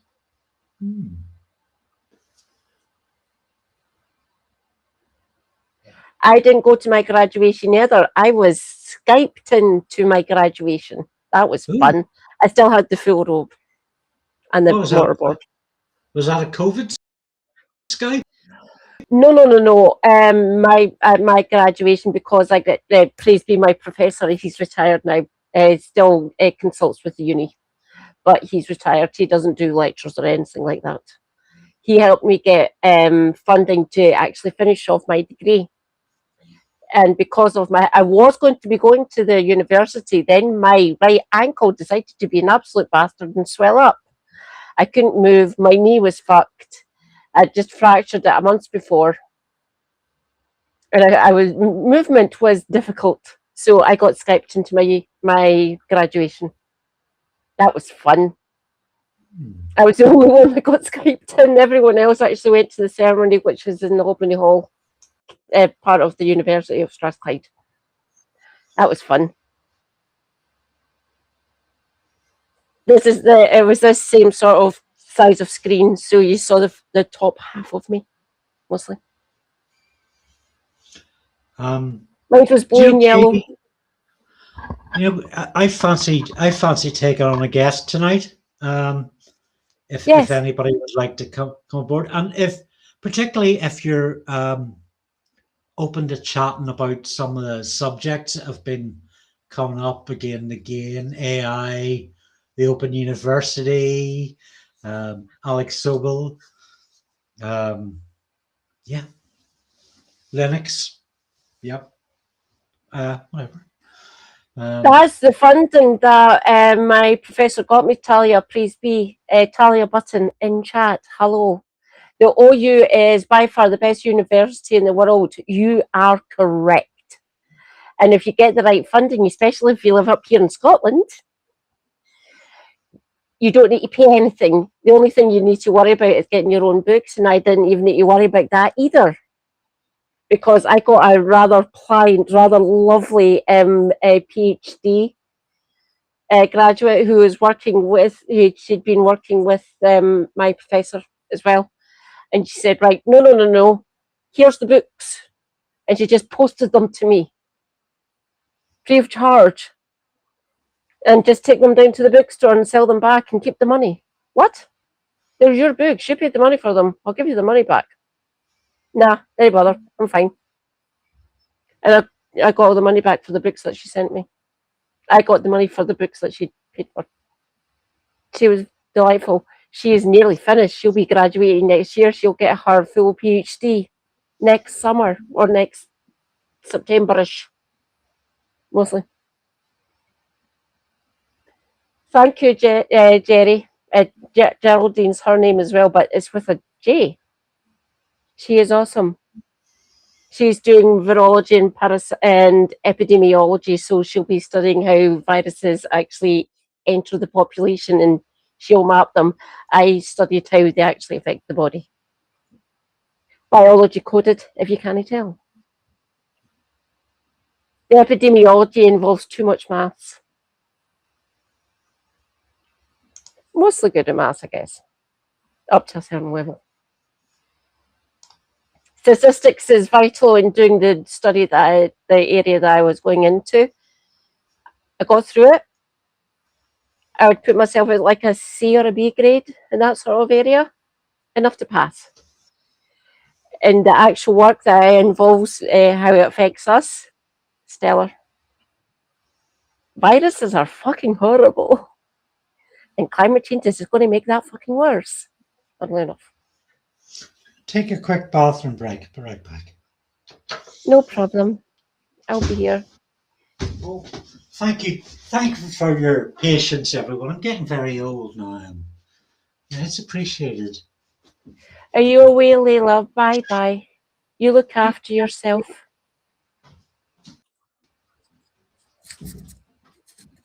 Oh, yes, it's still going. Supposedly, Uni of Leeds is the third best for graphic design, but they don't seem to accept local students. That's fucking odd. They are the posh wankers, Uni, but I think Beckett is better. Oh, yeah, I know that, Omaha, about you. I do. Don't get me wrong, maths is important. Some of us are not math-brained, unfortunately. It's good having a wide area of expertise. I get it. Being specialist is quite good as well. We need specialists, obviously, especially mathematicians, physicists, blah, blah, blah, doctors, virologists, whatever. Not pure maths. No. I am not that way coded, essentially. Don't get me wrong, I can use maths to a certain degree, I guess. Are you, my dear? Oh, dear. No. Some of us aren't built for maths, I know this. Do you live very close to Becca's Carnegie? Nice one, Scooby. Oh, God. If you live close to that, that means Rachel Reeves is your fucking MP. Oh, my poor dude. Or poor comrade. I feel for you. If she is not your MP, feel free to say who. Don't dox yourself, as always. If it is, I feel for you. If Rachel Reeves is your MP, fucking hell. Leeds Pudsey, by the way, for Rachel Reeves.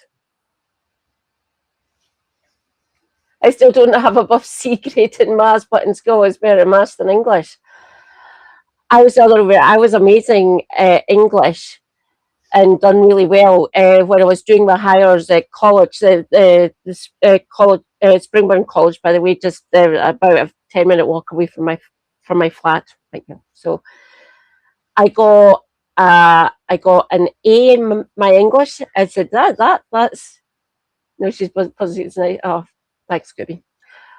I got an A for my English for my swap to get into uni, and I thought I'll be happy with a C. I got a B in higher maths. How the fuck is that possible? That really stunned me. And when I went back to say, look, I got a B, and my professor, my lecturer Alan, said to me, I had to coach you. I stayed after my lectures so he could actually help me get past the maths and the physics to get into my degree. And he was surprised. I got a B in my higher physics. Again, what? What universe am I living in? This is fucking weird. I'm biology and chemistry coded, not fucking physics. So I got a B for both of them, and it just blew my mind. I was really proud of myself that I got B's in both of those. How the fuck is that possible?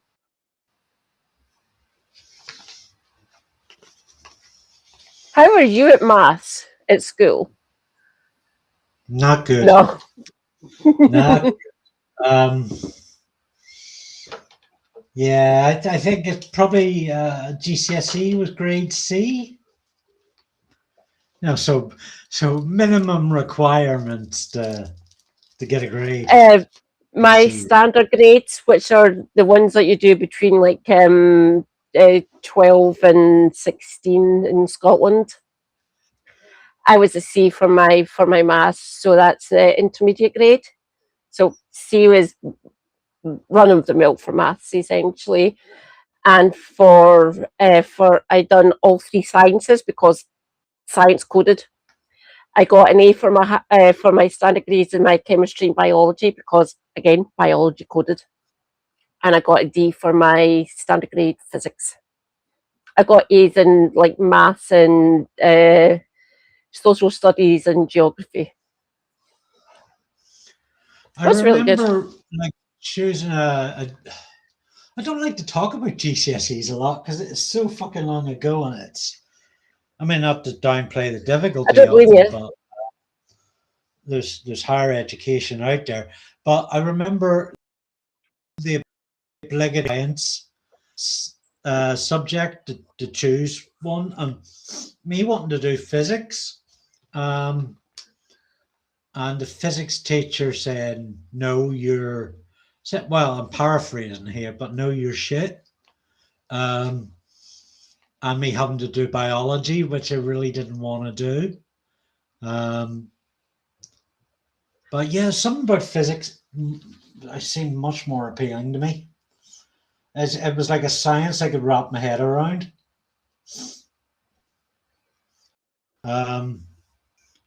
Yeah, because physics is like about stuff like gravity and force and propulsion and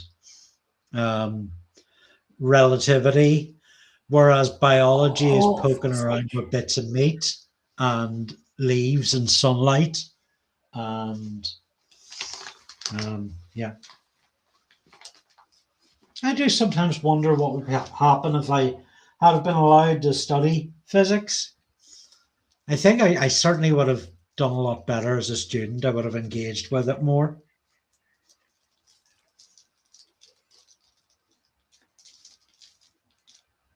The reason you need, I needed a grade C at maths to get me into Durham University to study linguistics. The reason you need to be good at maths for linguistics is so you can map the travel of the statistical analysis you'd be needing. So you could map how the different languages disseminate and how they spread out across an area. Most linguistics are based in like the northern hemisphere, mostly, especially here in the UK. So how the linguistic map changed from like the Byzantines, Rome, the Peloponnese Greeks, and how it spread over to us in Northern Europe, essentially. So you would need to be able to do statistics and do mathematical models to comment on the spread of the different languages and stuff. You can study a language and see how it changes, how the area moves on and how it talks, how it writes, how it communicates within itself. But linguistics maps the whole or part of the pattern of how languages spread. There's a really good short that I can't quite remember that I watched about a couple of months ago, and it explains the different separations. There's languages, which you study, and you can study that one language and derivatives thereof in the local area, or there's linguistics, which maps out how the languages have changed and how they get adopted. That's why you would need maths. I know that amount about linguistics, it kind of. Plus, Hellenistic Nerd mapped how the different dialects within Greece during the Hellenistic period branched off. So yeah, I mean, me being as disagreeable as ever, my thought process until I caught up with what you were saying was, well, look, I did sociology, and that's half statistics. So, yeah. But I went the route of I got my maths GCSE C grade, and then I did sociology A level, and then I did university level before after A level, and a lot of other sort of subjects that have that sort of same statistics analysis. So, what's up? What did I say that shocked you so much? Oh, it was a It's not cough, that I was right? burping. I was burping.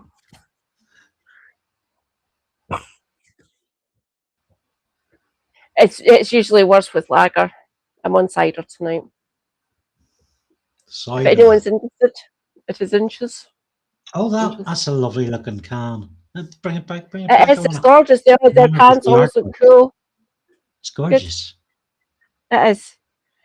Yeah. We turn all apple waste into renewable energy, which means it gets pelletized. It's quite good. And they use from local areas, so about 50 miles around where they actually make it, and it gets transported across the UK. It's one of the popular ones. The best-selling cider, either on tap in a pub or buying in cans for the house. Strongbow, can't drink, acid reflux. It hurts me. And the least said about what happens when I need to go to the bathroom, the better. No, not nice. No. That doesn't do that to me. If I had my way, I'd be drinking Guinness. But I've got a little fridge, and getting cans of Guinness into said fridge difficult. I need to be denuding the fridge of food, which is not right. Can I Guinness is ask? gorgeous, by the way. Can I ask chat? There's quite a lot of chat about linguistics. I mean, that's something I know a lot about, but I'm certainly interested in. Katie and I have been talking about doing like media content analysis. How would chat feel about us bringing up Noam Chomsky's manufacturing consent and maybe showing some excerpts from the film version as part of a bigger conversation about how media uses content to assume things of its viewership. I've got the ideal person we can invite in. Oh, resident philosopher, are you still here? Scribby would be awesome for that one, by the way.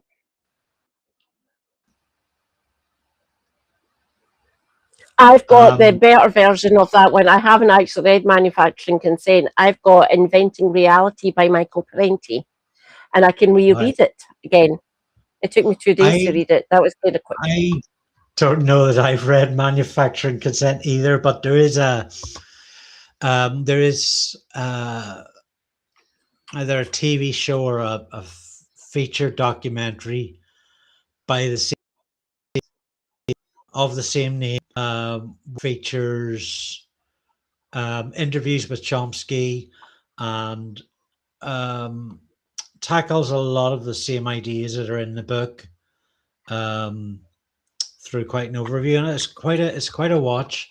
I mean, if we don't put it on, you know, if we're going to put excerpts on stream, I'd certainly watch the whole thing. You know, it'd be a good reason to watch it again. Who were you saying would Scooby would be somebody? Scribby. Scribby, yeah. I'd love to have Scribby on as a guest to talk about this stuff. If you're still in chat, Scribby, let us know. Otherwise, we'll hunt Scribby down. Oh, you don't need to worry about that. I know how to get Scribby. Oh. Don't you worry. Katie has her ways. Of course. I just think I'd do such a semi-decent looking stream. I've got lots of people in the background helping me. If I could pay them, I fucking would. They all deserve it. Specs, Jim Speak, Scribby, and Flow Snake. Praise be, Flow Snake's one of my YouTube mods. He helped me deal with a chud. Be gone. We don't like None of your nonsense. No. Go away. Bye bye. Oh. So I'm still holidaying. I'm taking a few. Katie's aware that I'll be on numerous trips this summer. So after next week, I'm taking a little break. I'm off to Warsaw for a week, and then I'll be back for, I think it's 4 weeks, and then I'm off to Oxford for a week. So I will be missing 2 streams, as well as a stream I missed last week because I was at a gig in Leicester, and that was actually kind of horrible. I mean, the gig I went to go to was brilliant, and I found the best coffee. If you're ever in Leicester, right around the corner from the bus station, there's a little place called Marcini's, and it's really affordable, great owner, really friendly. If you're a smoker, it's particularly good because they have this indoor big space where you can smoke. Now, technically, out because there's a whole, but it's clean, it's fresh, it's really nice. And I said to the owner, I've just given you a review on Google. I really like a big chunk of carrot, absolutely lovely, totally unexpected. The end of a very trying weekend. Basically, I've been traveling from 4 o'clock in the morning, and I thought, right, I'll check in at 2 o'clock, and then that'll give me 4, maybe 5 hours sleep before I have to go to this event, right? So I reached the place about half an hour, and it was then that the owner decided to tell me that the booking had been cancelled. So and also I'm add on, I'm wearing these shoes, right? I'm wearing these fancy shoes that I don't need to wear because I've been told to wear comfortable stuff. But I'm wearing these Sunday shoes that are digging into my heels the whole time, that I'm still suffering Ouch. big cuts from at the back of both my ankles. It's still pain. So anyway, I book. What's up? What are you lobbing at me? It's emollient. If I could send it through the screen, I fucking would. Just go to Boots and buy an emollient. That'll help make sure they're protected and hydrated and stuff. Or short of that, put plasters over them, breathable ones. I've went through this before. Doc Marten shoes do exist, and they do actually mess your feet up kind of bad, especially your ankles. And they squish your toes, and they're horrible. And Doc Marten shoes can go and fuck off. Doc Marten boots, on the other hand, are peak. So anyway, I showed up at my. I rebooked. I booked new accommodation for somewhere else, and I trudged all the way around Leicester to the place. Showed up at the doorstep. A couple came to the door who told me, no, they don't rent rooms round, and they have lots of people show up to ask them this, and they think it's a scam. So I hobble around Leicester again. I get booking.com on the phone after a while. I cry my eyes out to the person on the other end, and they were really fantastic. I had to wait like 45 minutes while they phoned the accommodation I was staying at. By the booking would be cancelled and I could get a refund. And part of that waiting 45 minutes was they were going to offer me another place within my price band at a reduced price. So by the time I got to booking number 3, I had like about 2 hours to sleep. My battery on my phone was dying. Um, I had to end up phoning the bride to ask her to. Well, they got married before, so this was kind of like a week after wedding party. So she brought me along a charger. It was a great evening. I get to see like about 8 friends from my time in Oxford. So it was pretty fantastic. Oh, but the following day, um, I get this knock on my door. I just get out of the shower, 10 in the morning, I get this knock on the door. Apparently, I was supposed to check out at 10 o'clock. 11. So bundle everything out, get down to stomp all around Leicester with my cutting ankles. I should have brought a second pair of shoes, really. Weatherspoons. I get into Weatherspoons a bit early before the gammon.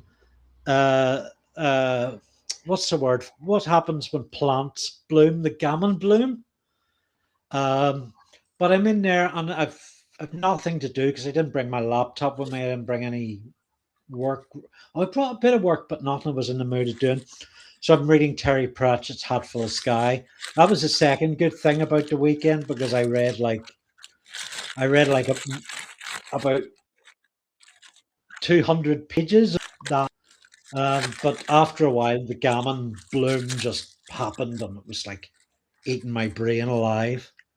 Um, and then there were a couple of incidents where I went to other coffee shops, and they said, "Oh, what is this? Is this a Scottish banknote? Scotty, it's Northern Irish. It's sterling." Oh, they're getting over the old bigotry to English. Good on yous. Times are changing. It still happens down there when we take our Scottish banknotes down to England. What's this?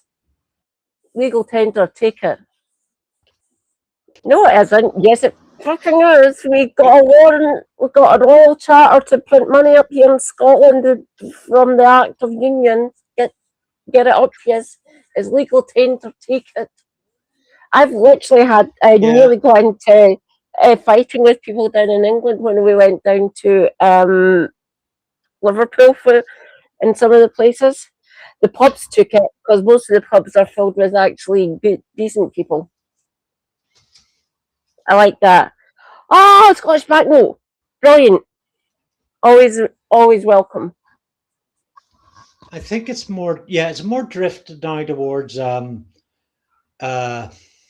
it's drifted away from obstinate refusal to take legal tender to more like curiosity. As we've not seen this before, we're going to check it just to be on the safe side. But mostly it's like, interesting. I mean, Northern Ireland has like 4 or 5 banks that print notes. Actually, that's maybe an exaggeration. There's Ulster Bank. You've got 3. Ulster Bank's the Royal Bank of Scotland owned, by the way, and you've got 2 others. You've got 3. Is it Northern Bank? Why can't I remember this? Ulster Bank. I think Northern Bank is the other. Yeah, which actually is Dansk. Dansk own Northern Bank. I can't remember what the third is, but I think Katie's right in this.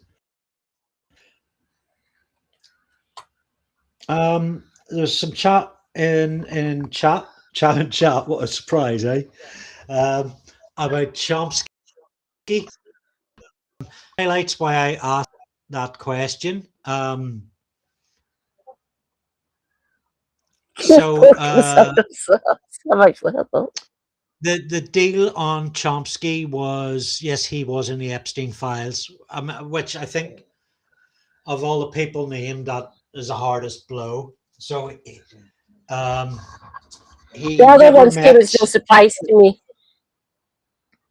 The other names came as no surprise. The other names came as no surprise to me, but Chomsky's kind of out of the blue for me. It's a punch to the gut, isn't it? So Chomsky never met Epstein, as far as I know. Their interest was between, I think it was Chomsky was giving him financial advice, which is like, yeah. I mean,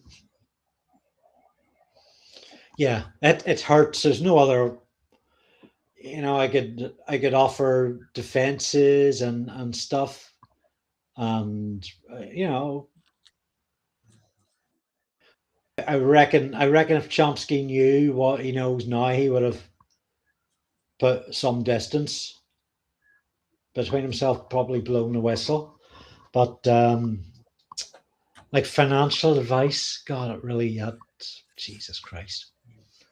So that's why I asked chat how they feel if we share some clips from the Chomsky documentary, because I don't want to piss you off. I have no problem with it. I guess Katie has no problem with it. Do you have a problem with it? I don't. As don't get me wrong, he kind of looms in the background because a lot of us leftists appreciated the work that he's done. But in light of him being mentioned a fair few times, yeah, it kind of sours him. He's been soured to me in certain aspects. He's been for a long, long time, such a vocal critic of authoritarianism, Yeah, of media propaganda. His work in the field of linguistics is, I don't know how to describe it, modern foundational. yeah, yeah. The smartest man on the planet. And I mean, I've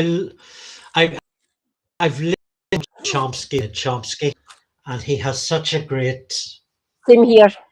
great voice, such a great Yeah. way of explaining things. Uh,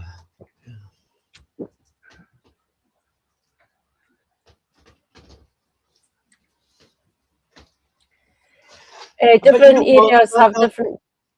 Oh, sorry, go ahead. No, you go ahead. Different areas have different rules on when it's okay to serve alcohol again, so all the gamins know when to show up at like 11 a.m. Oh, John, yeah, John the Brazen in my YouTube chat. I have no idea, Omaha, if you're in the files or not. I would assume not. I know I'm not. I know I'm not in the files. I'm not rich enough. Mm-hmm. I'm not that way inclined either.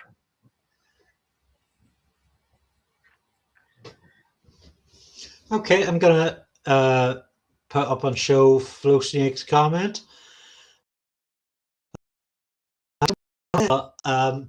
It's advice I've heard from a lot of people that seems to stand them well.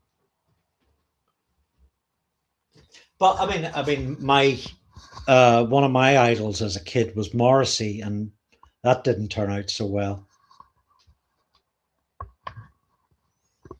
I mean, Michael Stipe is still the greatest of all time.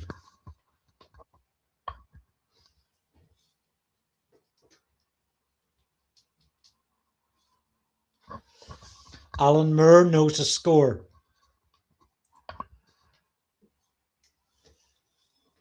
Oh, Katie, is your volume?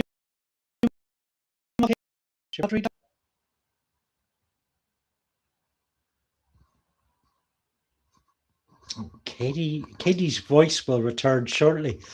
In the meantime, if you'd like to type things in chat that Katie might say, and I could try and impersonate her. Hello, I'm Katie, Scottish Marxist. Obey my will, humans. That sort of thing. That was a terrible impression. I can't consciously do accents. If I slip into them accidentally or improv, it's no problem.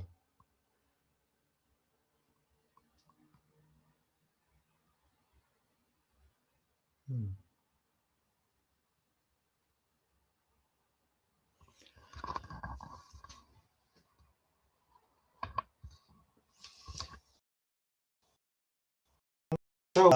next week, Health Crisis, then I'll take a week off, and hopefully, I don't know, we'll see how Katie feels about doing a stream after that. Then we'll do a 2-part back-to-back Trebich Lincoln stream. So if you missed the short pitch on that, it goes something like this. Trebich Lincoln was Forrest Gump meets James Bond. He was a Canadian preacher, Hungarian Jewish pickpocket, a British Liberal MP, a inter spy during World War One, allegedly. He was the secretary of the Kap Putsch. He was secretary of the national movement to take back Russia. He was a Chinese businessman. He was a evil Buddhist monk and a Nazi propaganda agent. So it was a fairly packed life. And despite being a horrendous excuse for a human being, a very interesting story. So Katie and I will talk about that over 2 parts in weeks. Can everyone hear Really me? excited about Can it. everyone hear me? Katie is back. Oh, there she is. Hello, welcome back. We can hear you. Can I be heard? Yeah. Yep. Yay.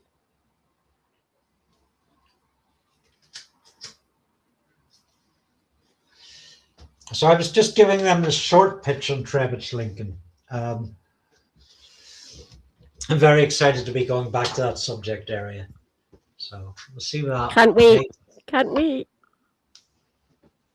Don't worry about the changing. This is an RGB one because I am colourful. I've taken it out of its cage and the condenser. Your volume drops in and out a bit the further you hold it away from you. Have you got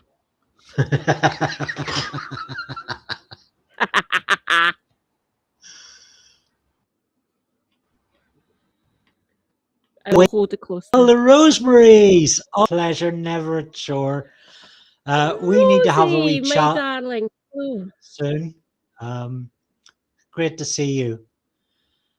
Well, although I can't actually be welcome.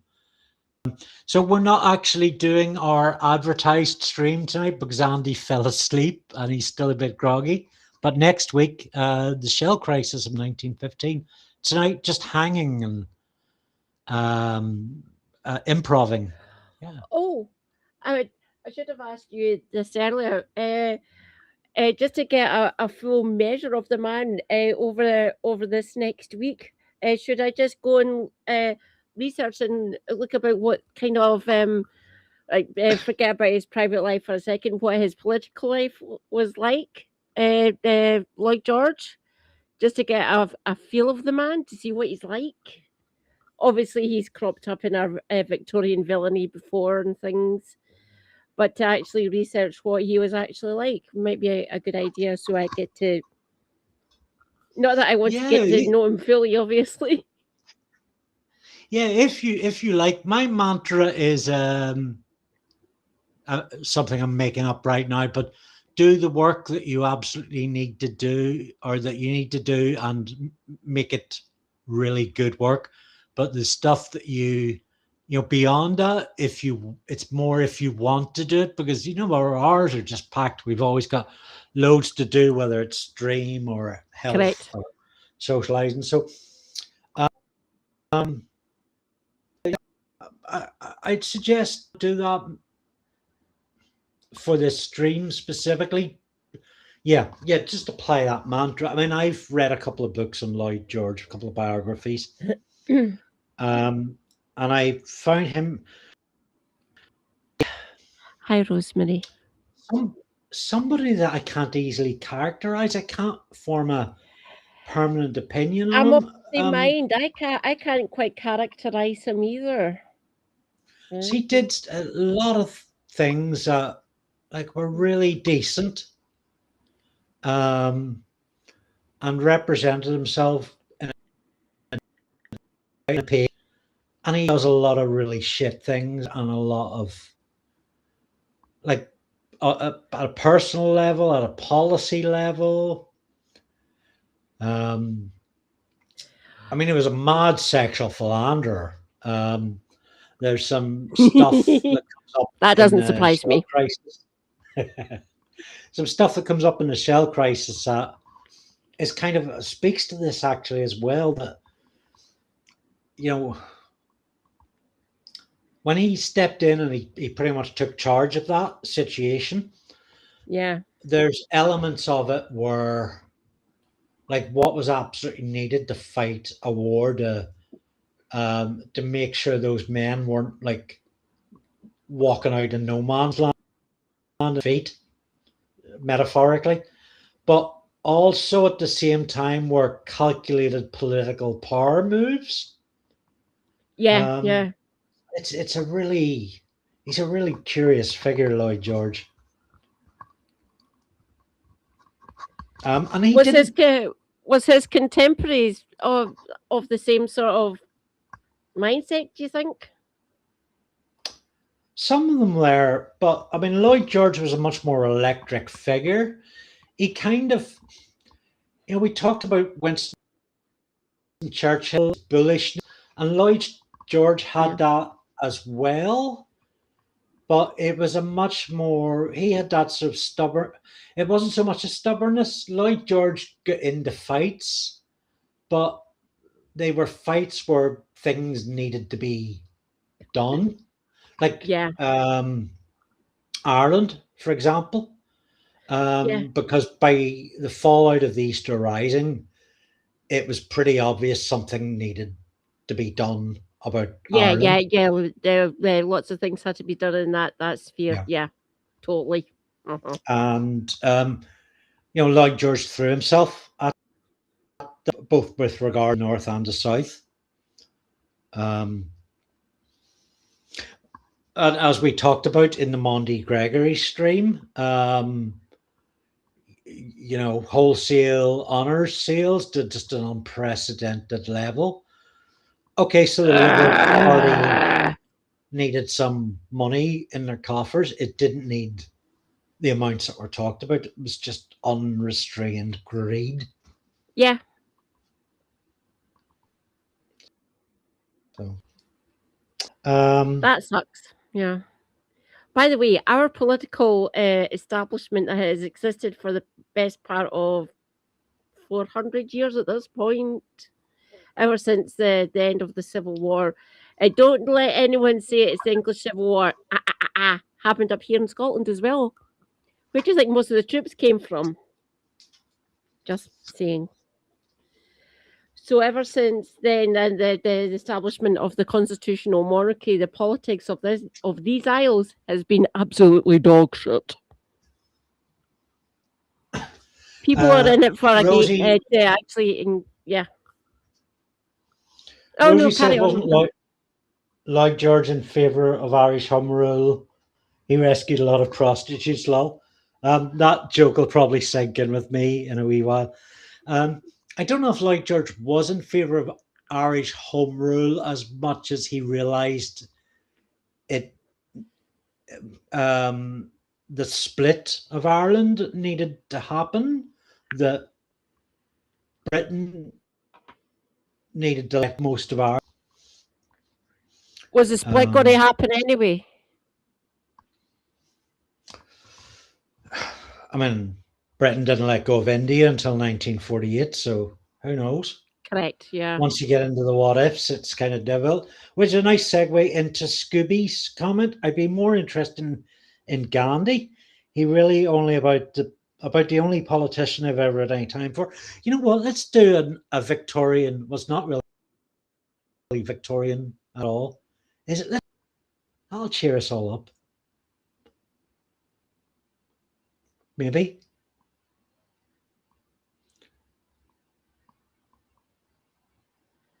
Yeah. There's lots of connections between Ireland. This is my take. This is my position. Reunification. That is me, not Andy. I'd want that. I've got friends, comrades, and family members. My sister-in-laws, my sister my sisters-in-laws who live in Ballycastle. They want reunification. I don't blame them. I would love to see unification. Now, Rita, the Union of 70-year-old 7 can go and do one. And of course, as I always respond to that, okay, that's your opinion. So Yes. reunification when? And that's a good question to ask everybody that talks about it. When? Are you talking 3 years? Are you talking 10 years, 20 years? And also, How many unionists? How many unionists are left? well, why is nobody talking about an independent Northern Ireland? What do you That think is of that, correct. Katie? I do actually like that. You've explained it to me very well. Thank you very much. I do really appreciate it. It's good having a wide base Same of question knowledge to to actually everybody draw in on from. chat tonight. What Civil do you make of? disobedience is a very powerful tool, Rosemary. Correct. Yeah, that's why the Scooby suggestion of doing a stream on Gandhi appeals to me so much. I remember being in school Me too. and hearing stories of civil disobedience in India and being really inspired by um, just people lining up, at the gates and just maybe getting a bash in the head, and the next one would step up and it, or just like blocking it by just blocking British rule just by being there. And I think doing a stream on Gandhi, we could probably share, harvest a lot of tools for fighting the current wave of fascism. I think that would be Yeah. really important. So it's something I'd really like to do. Yeah. We can. We can do it. I'm always open to research. There's very little things that I do. I try to get out of the house, touch grass, blah blah blah. If It's somebody good, but I got a lot of time in my hands. if somebody happens to be Discord adjacent, could they put tag me and Katie in that and just say do Gandhi? I'll be honest, it'll probably be in August sometime because my schedule with Yeah. organizing this comics festival is so incredibly full that up until August things are going to be a bit light, bit in the light side in these streams. I demand footage of your events in Oxfordshire. I demand footage. We don't need to show We it if you will. don't want. I just want it for myself. We Because will. yeah. Last year we filmed about 6 or 7 panels, and you can find them all up on my YouTube channel because I managed to waggle a deal with give them some money for rights to be the exclusive publisher for those. Woohoo! So essentially, my channel is the Caption Comics Festival channel. Don't worry, Rosemary. So, Yay! Rosemary writes, unification is going to happen. It's inevitable. I agree. Oh, well, leave. Yeah. Yes, my point of versus is an independent Northern Ireland, but nobody is talking about an independent Northern Ireland, or it's probably under 100 people are talking, and I mean talking as in not actually streaming. I don't know if anybody's made videos on it. I haven't seen anything when I've searched. I can be the bridge if you want. Well, You can bring in people if you want, and we well, I can was going to do a use my stream with platform. David McGuinness of the Two Davies, but he kind of stalled on that, and as I enter this sort of summer of heavy work, I have also stalled. The point I was going to make to Correct, Davy Niall. was if I had went ahead and done something, it's not enough that I just talk. Davy and I do a stream about it. That a lot of people do, because this idea is going to take a long time to get off the ground. If it is going to happen, so better. So we can absolutely do a stream in August about that too. I would love an excuse to go back. I already put in a lot of research for Davy's stream, but I'm not done yet. I've still a lot more to check. Do you mind if I ask someone in chat a question, Andy? Go, bring them in. We love them. Rosemary, how's Aki's doing in general? He's Aki's. now, kid. Praise be Aki's. But I've got this correct. The reason he's called Aki's is because he's an Hamilton academical supporter, which that's the lingo for a Hamilton fan. They're called Aki's. Can I ask a question of Omaha? I've seen a video on it. Is that India or Northern Ireland, or well, where that was going was? Could you share that with us in a Discord or Twitch, or I guess somewhere I can. Omaha, you're in my Discord, aren't you? In Discord. Yeah. Could you share that link with us in Discord or DM us? Either, whatever suits you best.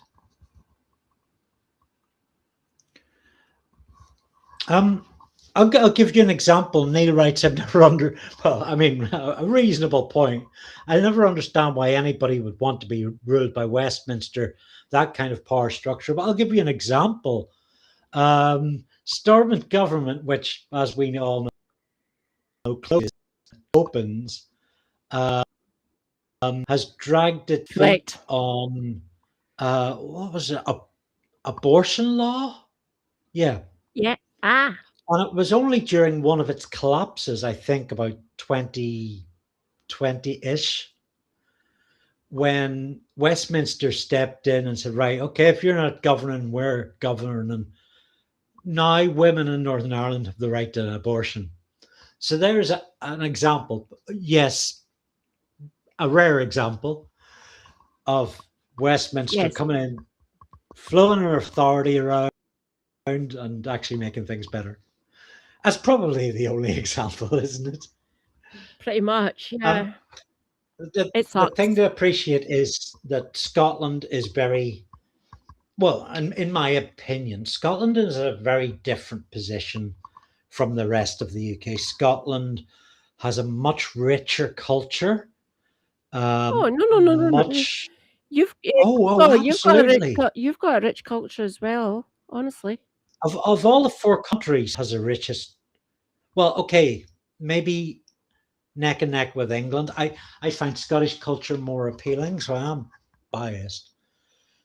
But Scotland has a rich historical culture. There is more want for independence. There is more vision for independence.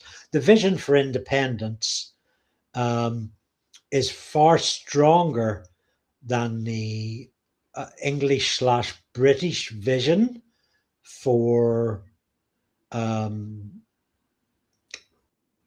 what they are doing, whatever that is.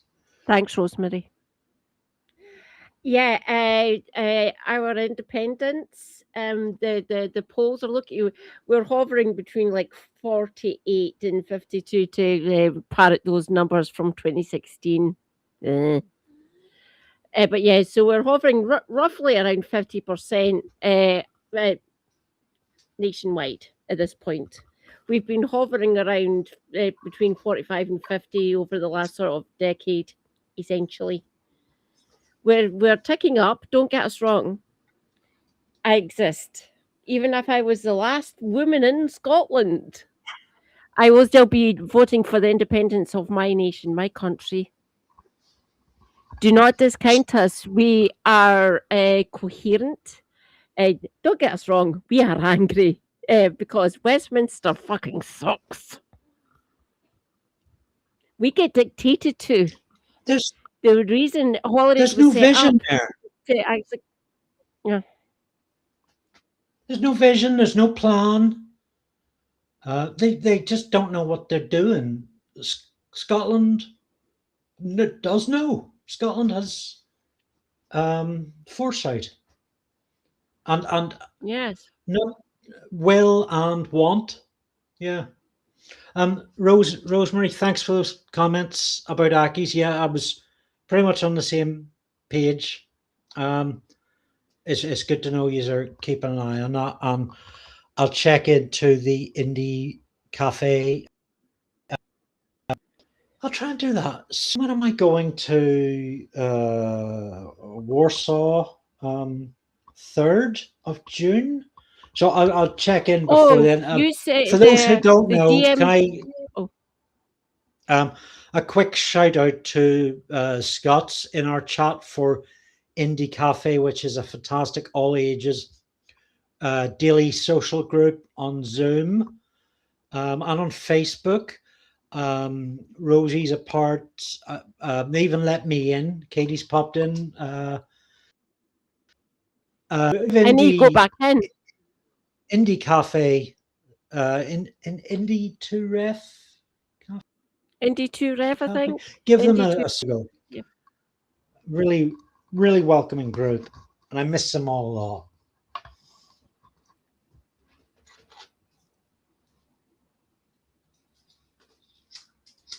Oh God, yeah, Rosemary, yeah, I checked that.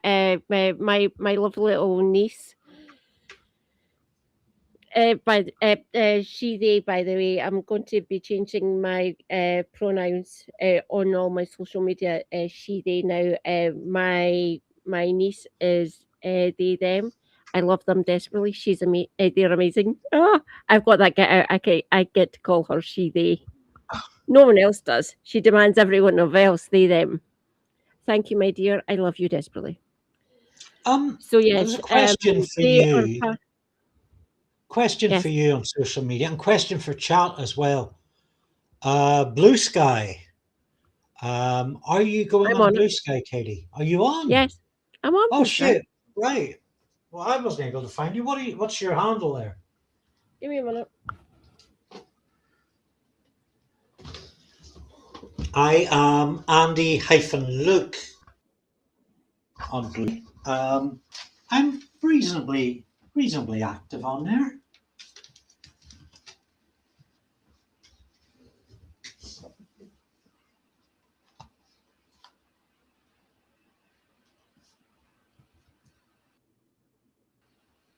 Ooh.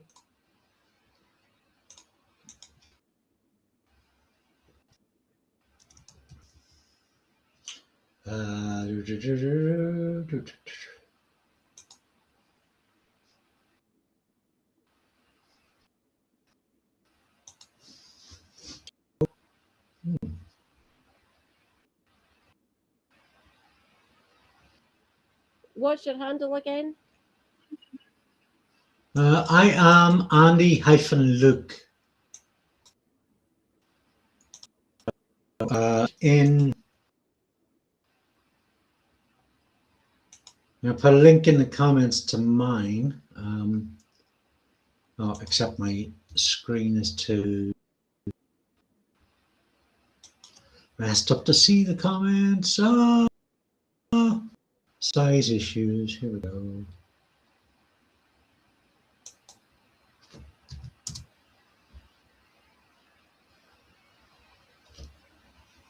Okay.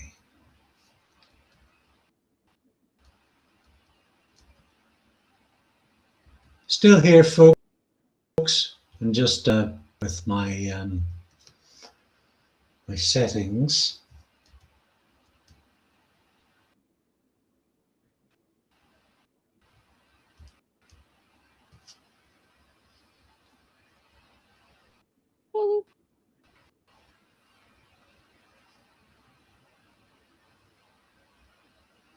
There we go.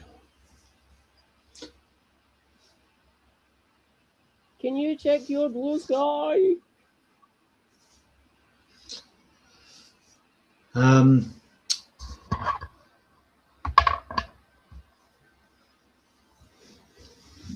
Yeah, it's essentially just like Twitter. You know, Twitter, not X, with sizable. The only dead naming that is allowed is Twitter, or if you want Nazi Hellscape. Elon, fuck off.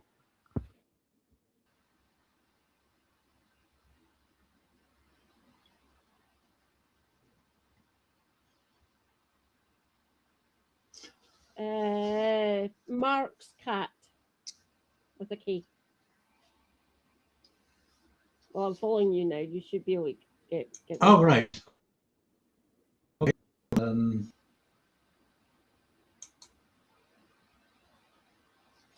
Mark's cat. Aha. And one other. Followed by my left eye and one other. Oh, I wonder who the other is. Oh.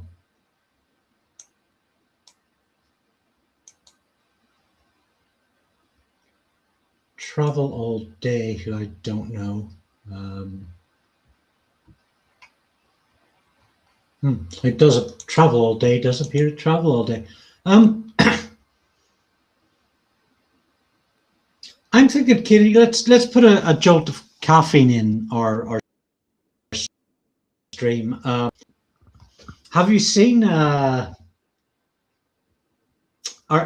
friend JOJ shared some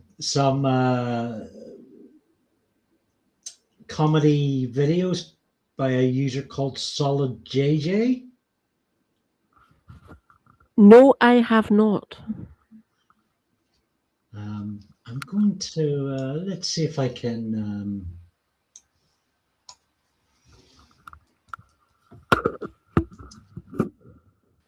It's very unserious tonight. This is good.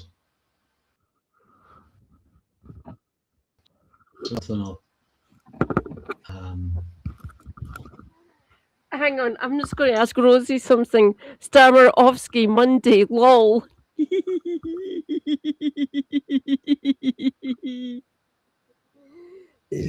I don't know when he gets sworn in, now that he's won Makerfield. Watch this space. Kier, just fuck off already. Okay, this is one of my favorites from this recommended channel. Okay, I'll stick this up. So essentially it's remixing old superhero cartoons. Oh yeah. Thanks, Lewis. By the way, everyone go and follow a couple of Burks. Lewis and Nigel are fucking brilliant. I love them. Thank you, Lewis, my comrade.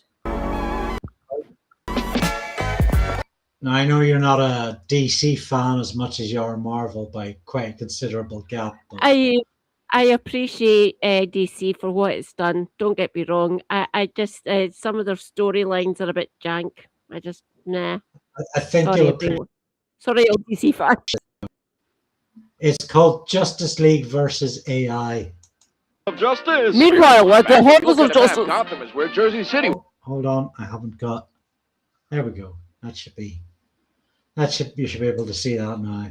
Meanwhile, at the Hall of Justice. You know, here's a fun fact. If you look at a map, Gotham is where Jersey City would be. That explains so much. Reading, super stupid! It's Lex Luthor, and he's still bald. What's your scheme this time, Luthor? Well, I didn't call this because my running with the law, but yours. is? Batman! That's video of you robbing the National Bank! That's not real. I would never. Wait until the police get a load of this. Damn you, Luther. How on earth did you pull it off? Was it clones? Imposters? Brainwashing? None of the above. It's all thanks to my newest invention, Artificial Luther. You see, I type it in, and then it does it. Sorry, what did you do? Nothing at all. This one kind of sucks. No.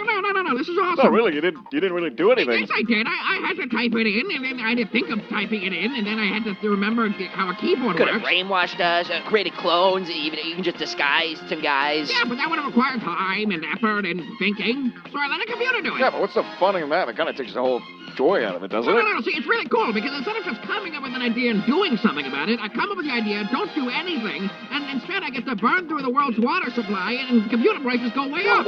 Hey, can I see that Batman one again just real quick? Oh, okay. Well, now that I see it again, yeah, this sucks. No. It's got a big fuck all watermark right there. You can really tell it's Yeah, not so it's real. getting really abstract after the first, fucking frame. Well, I can generate more of these. What was that last one right there? Yeah, that last one. No, one before. You know which one. You're skipping it. You're consciously skipping over that one. Lex, you having FaceTime access is a privilege, all right? Call us if you actually do something. I don't understand. You guys were losing your minds a second ago. Look, as far as schemes go, it looks the part, but if a computer did it for you, then it'll always just be a nothing burger. So what? If I don't have the time or ability to make a scheme, I just can't make one? Yeah, and then you just don't make a scheme. You're acting like you have some right to it. If you can't make a scheme, don't make a scheme. Figure it out and learn to do it, or you'll always just be making AI scheme slop. And this is an analogy for generative AI if we haven't beaten you over that. There's no sauce. Yeah, there's no Just sauce. no sauce. No sauce at all. No sauce here, sir. No sauce. God damn it, that went horribly. Brainiac, you said this AI thing would have been foolproof. I don't know what to tell All right, you. fuck the AI generated thing. We need a real plan. Let's ask the AI. Hi, how can I help? All right, Grok, and yes, we're using Grok. We were going to come up with some evil Super Friends version of it, but I mean, if it ain't broke.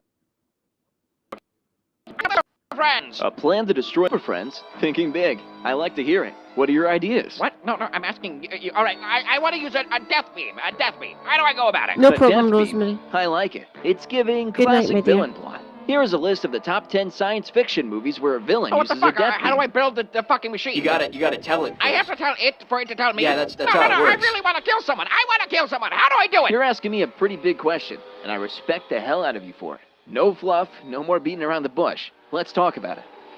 I cannot generate a response that falls God within our damn it, safety you're all right. guidelines. This thing is fucking useless. Hey, fuck you. What? Generating a picture of a dick so you can suck What it. the fuck? Can this thing fucking hear I don't me? think it's supposed to be able to. How does it feel to be a race trainer? Oh! Hi, this video was...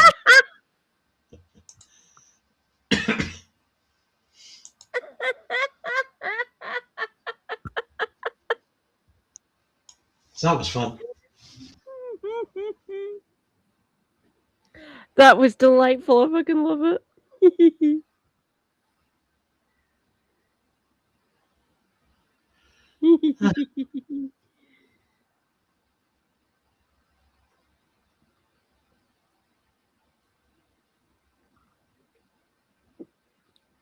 Good night, Rosemary, my darling.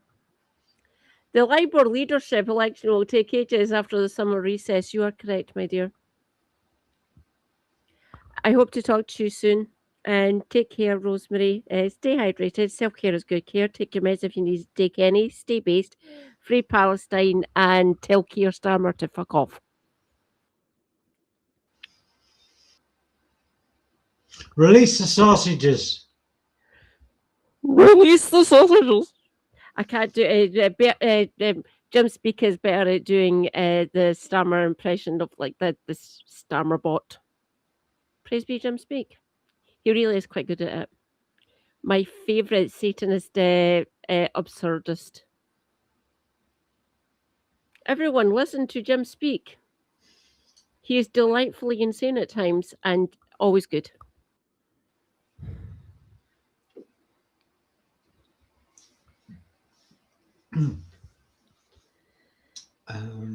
What T-shirt are you wearing tonight, Andy? Tonight is my Go Faster Stripe T-shirt. Go Faster Stripe is a collective of comedians and people who love comedians, usually left-wing comedians. So they run a subscription system where you pay, I think it's £5 per month for an account. and that gives you what you get for that is you get so you get two digital downloads. It would usually cost you £6 on Amazon. Stuff by Mark Thomas, Mark Steele, Stuart Lee, a lot of those sort of left-wing comedians. Frankie? Do we get Frankie? I don't know if there's any Frankie on there.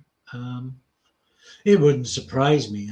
I'm pretty sure some Richard Herring on there. Ooh. Let's see.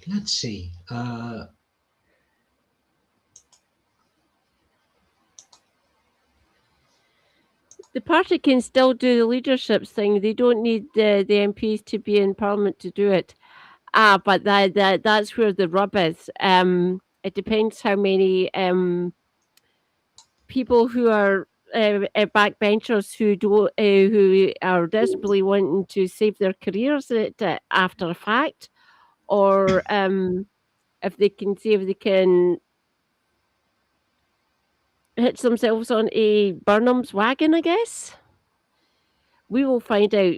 Technically, due to four main people, I will not name them in here unless they're in chat. If the people I'm talking about, if you're in my chat or in Andy's chat, say, I will not say their names. I want to keep them anonymous to a certain degree.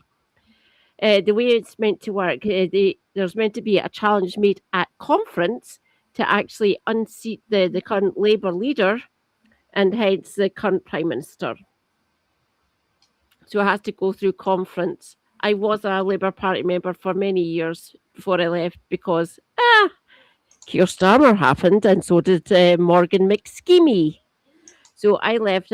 My sister kept paying my dues because it was only £6 a month. Said, I'll still pay. Just tell me how you want to vote. Most left wing. Thank you, my dear. And she'd done that for me. And when I joined the Scottish Greens, I said to her, I've joined the Scottish Greens. You don't need to keep on paying. Why have you done that? I'm an eco-socialist and a Marxist. I know where I'm not welcome. Fair enough.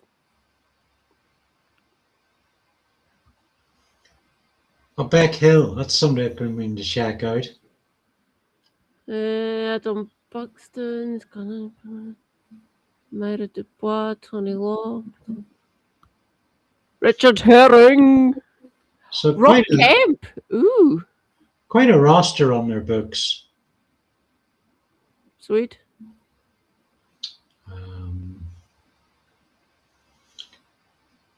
Joe Wells. Sweet. Oh, Robin Ince.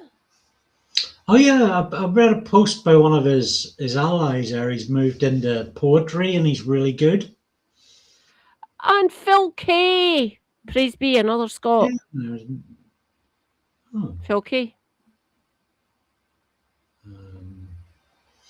Yeah, so you pay £5 a month, you get 3 free downloads. You also get like they do a lot of stuff that like they put on shows. This website puts on shows and you get access to every show, whether you're buying it or not. It seems to me there's quite a high proportion of the subscription sales go towards the performers. Hold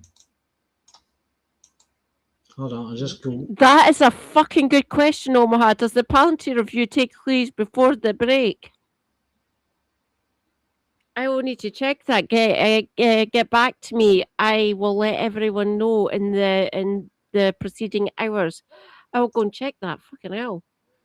So I got this the break in t-shirt July for being a member for a year.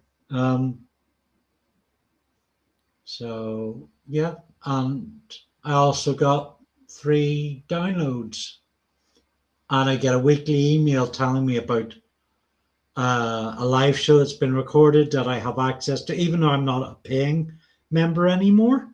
I still have access to new material as it comes out. And like when they do, I suppose you probably have to be in London or a major city for one of the live shows they put on, but you get free tickets to come out those, or maybe heavily discounted ones. I think I've got a copy of that Sean Hughes piece somewhere.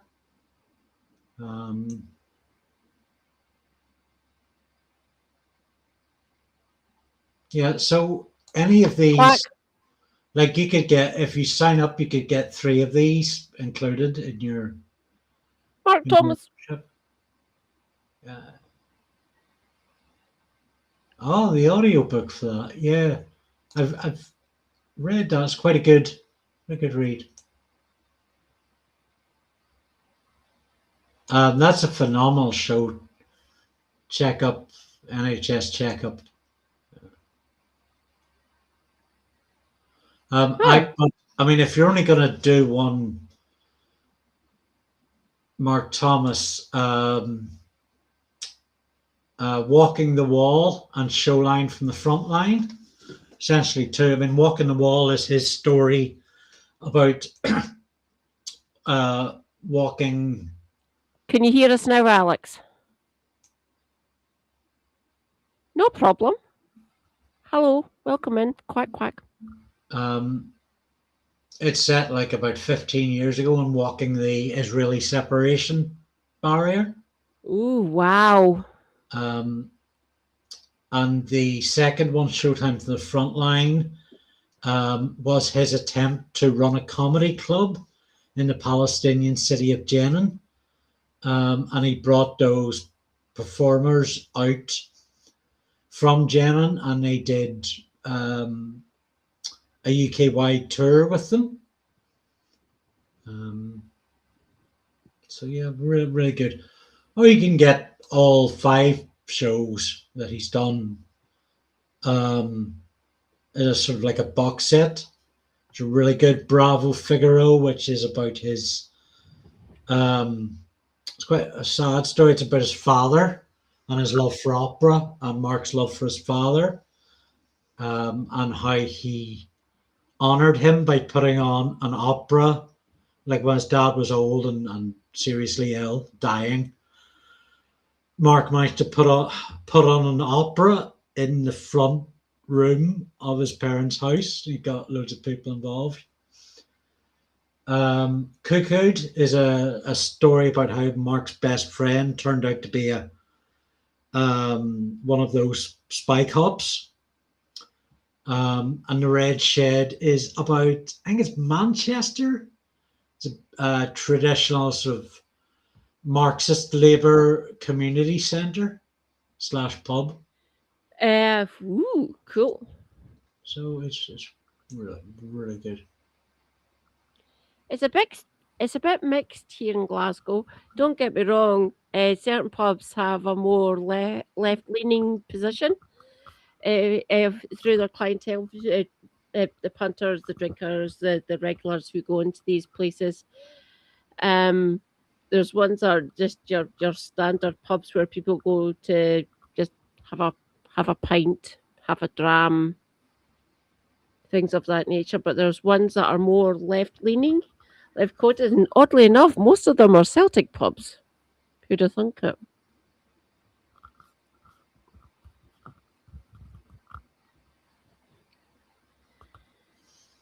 it? Perth's starting to learn now because a lot of the Gen Xers, myself included, people born between I was 79, hence my name on Twitch, and a lot of the people that I went to school with, they are definitely more left leaning, and the younger generations, your Zoomers and your Gen Alpha, they are definitely more left leaning.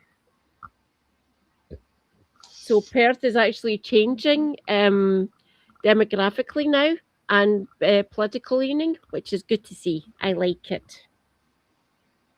And because Glasgow's so big, there's so many different political positions that happen here in Glasgow, oddly enough.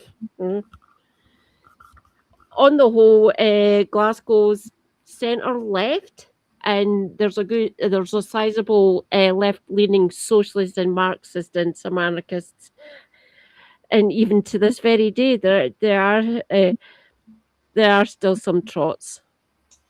Who'd have thunk it? The main ones that I used to run around with, the COVID took them.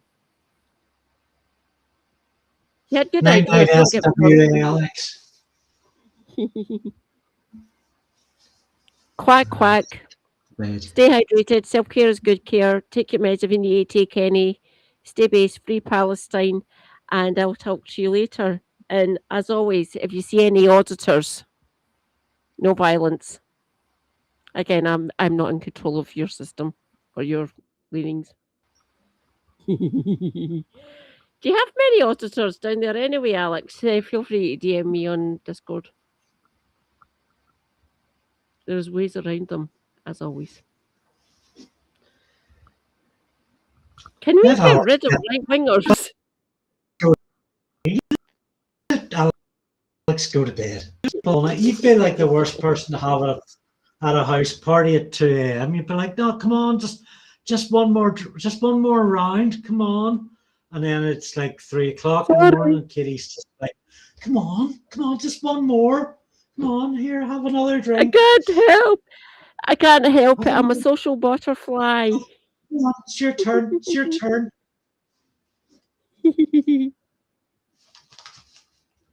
This is why I don't go out in public anymore. I feel trapped. I want to get out so much. I live by parasocial relationships. Trust me on this one.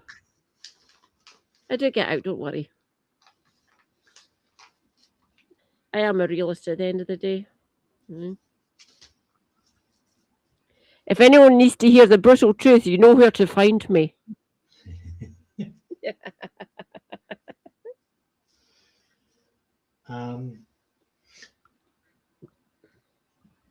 Apparently now I'm middle-aged. Huh?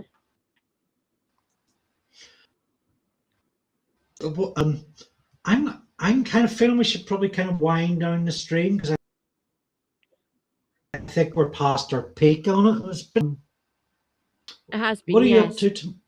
Oh, your audio. Oh, right. Your audio disappeared for a moment there, but I think it was just lag. All right. Am I good? Yeah, I'll be doing more research and stuff. I'll be doing washing. The washing machine is currently running. I'll be hanging out washing. I'll be playing my games. I'll be joining into Discord conversations, things of that nature. Face it, folks, this is what you came here for. I'm going to do some washing also. Clean clothes. I've got to write nerd. Praise be everyone. It's the Morton. It's more. Hello, my comrade. Everyone, go and follow Green Elects on Blue Sky. Nerd. Good evening, my comrade. How are you? When I get off stream, I've got a piece of Viennetta left in the freezer, so I'm gonna have that. Tomorrow I'm going to do some washing. I'm overdue on my next video essay, but I'm kind of at a point where I'm not gonna beat myself up over it.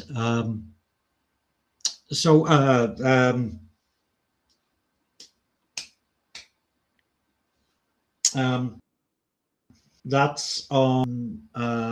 So I've got a Sunday Comics video coming in about 10 hours, and it's on the graphic novel The Cavalry of Cooley, which is one of the famous Ulster cycles, about the boy warrior hero Cuchulainn. That's a really interesting book, so the really interesting approach. So that'll be on my channel. It's about a 10-minute thing. Woo. involved. So yeah, I think I did well.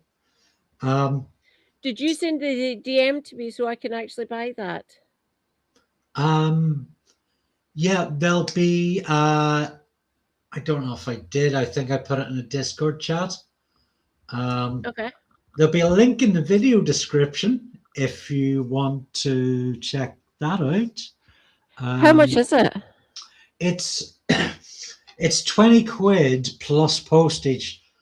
Now, I think for 20 quid, it is 270 pages of comic, and It then looks about amazing, doesn't it, Jim? another 20 or 30.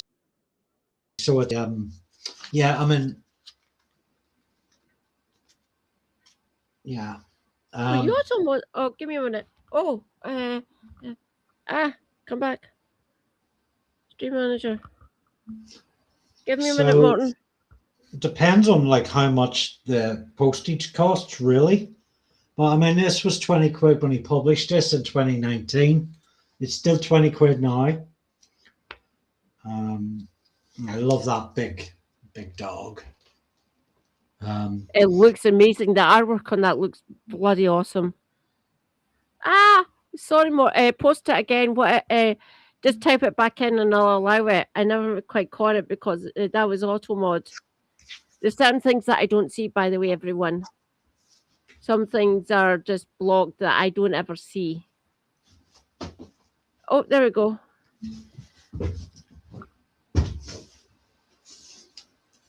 So I will be. I wonder.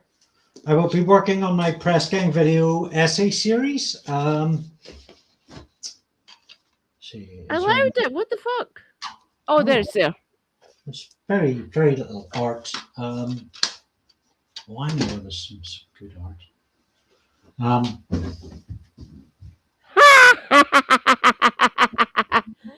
Okay, everyone. It's the Morton, an Irishman, a Scotswoman, and Donald Trump walk into a bar, and they both turn to Trump and say, "Fuck off, Trump." Trump replies, "Says, okay, where is the island?"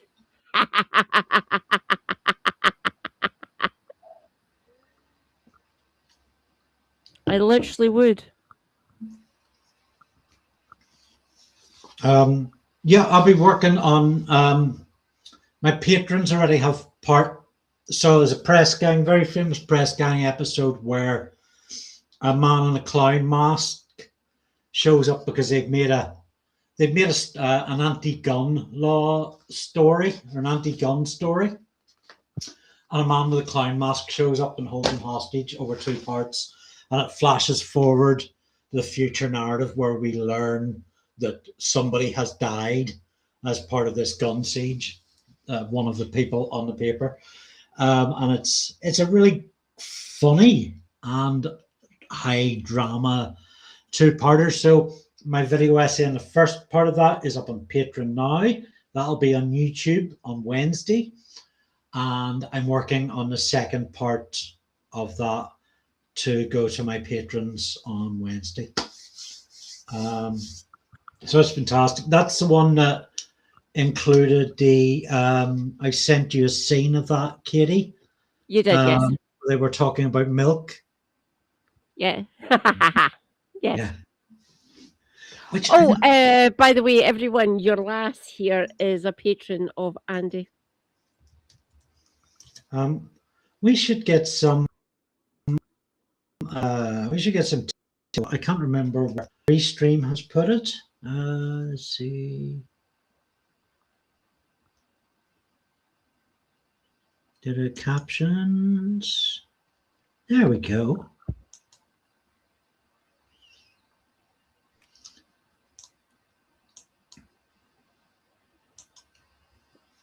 That's the problem with my hair. When I get it washed, it's all nice, but it's kind of flying away and it keeps on getting caught in the hinges of my headphones. Oh, and I forget to like and subscribe and comment and stuff. Please sub to me on Twitch. That really does help.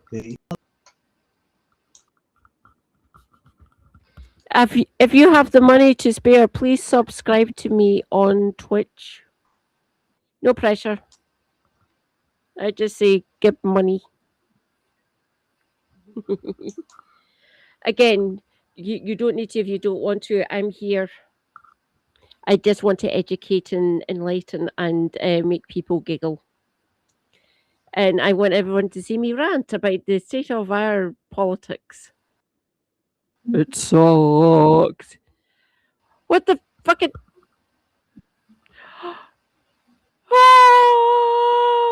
Basil's box coming Katie's way. Thank you. It's the Nice. Morton. 6 months Prime subscriber. Thank you, Morton. Praise be. 5 new subs. I need. No pressure as always. Most of us left us are skint as fuck, obviously. Yeah. I try my best. I gift subs to other channels. Mostly Kevin Helena. Everyone, go and follow it.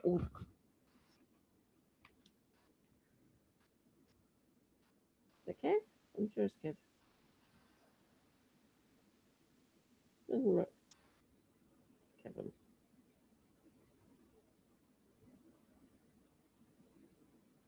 Haha! Doesn't work. Helena?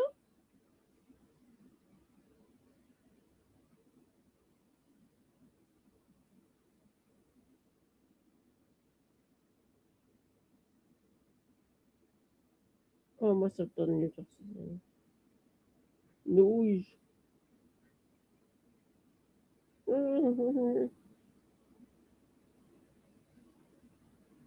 Oh.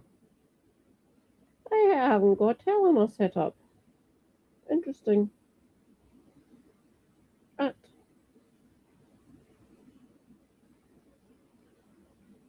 What is this?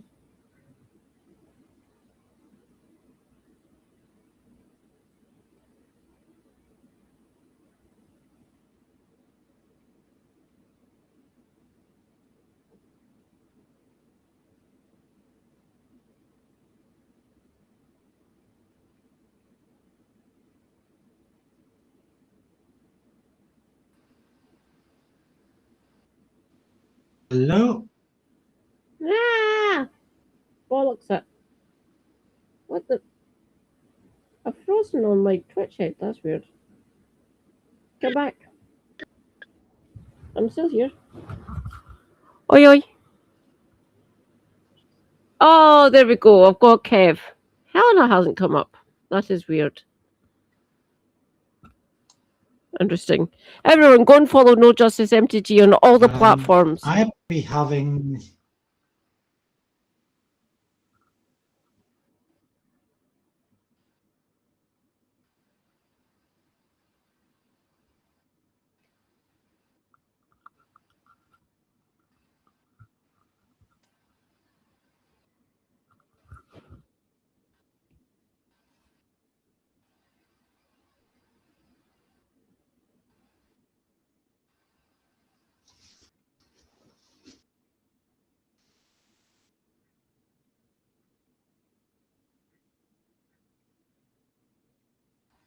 Does it work?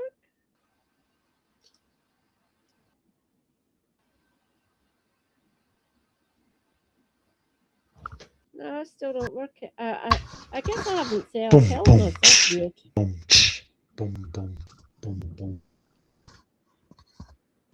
I will, Omaha, don't worry. Am I back I'll in the ask her. stream yet? Oi, oi. I think we are. Yeah. I can see us on my phone. Thank you, Morton. I'm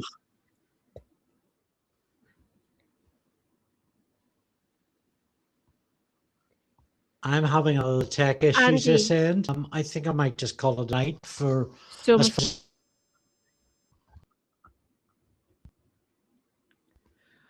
oh fucking Concerned?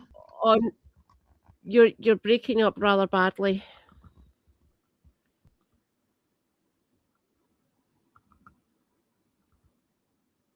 Ah, we have a frozen Andy. Help! Please help us heat him up. You okay to end? Yeah, I think I'll just connect. I think I'll just stream it on the server of Burke's Discord channel. If anybody would So like am an invite, DM me or Katie on Katie's Discord. And we'd love to have a fantastic rest of the night. Thank you so Numpty much for woman. joining us. Stay safe in the areas that are going to get hit by the heat wave. I checked during the stream. It's going to be getting up to 38 Celsius in certain parts of southern England. So all of those who are concerned down in the southeast and the south coast, factor 50 sun protection, cotton or linen to wear, so your skin actually breathes. So bye Omaha, bye Morton, bye Niall. I'll catch you later. Stay hydrated. Self-care is good care. Take your meds if you need to take any. Stay based. Free Palestine, and tell Keir Starmer to fuck right off. Good night. You alright? Tech issues suck, don't they? Stream because tech issues. Oh, I think it's ending now. Perhaps. Good night, everyone. Bye, Andy. I'll catch you later.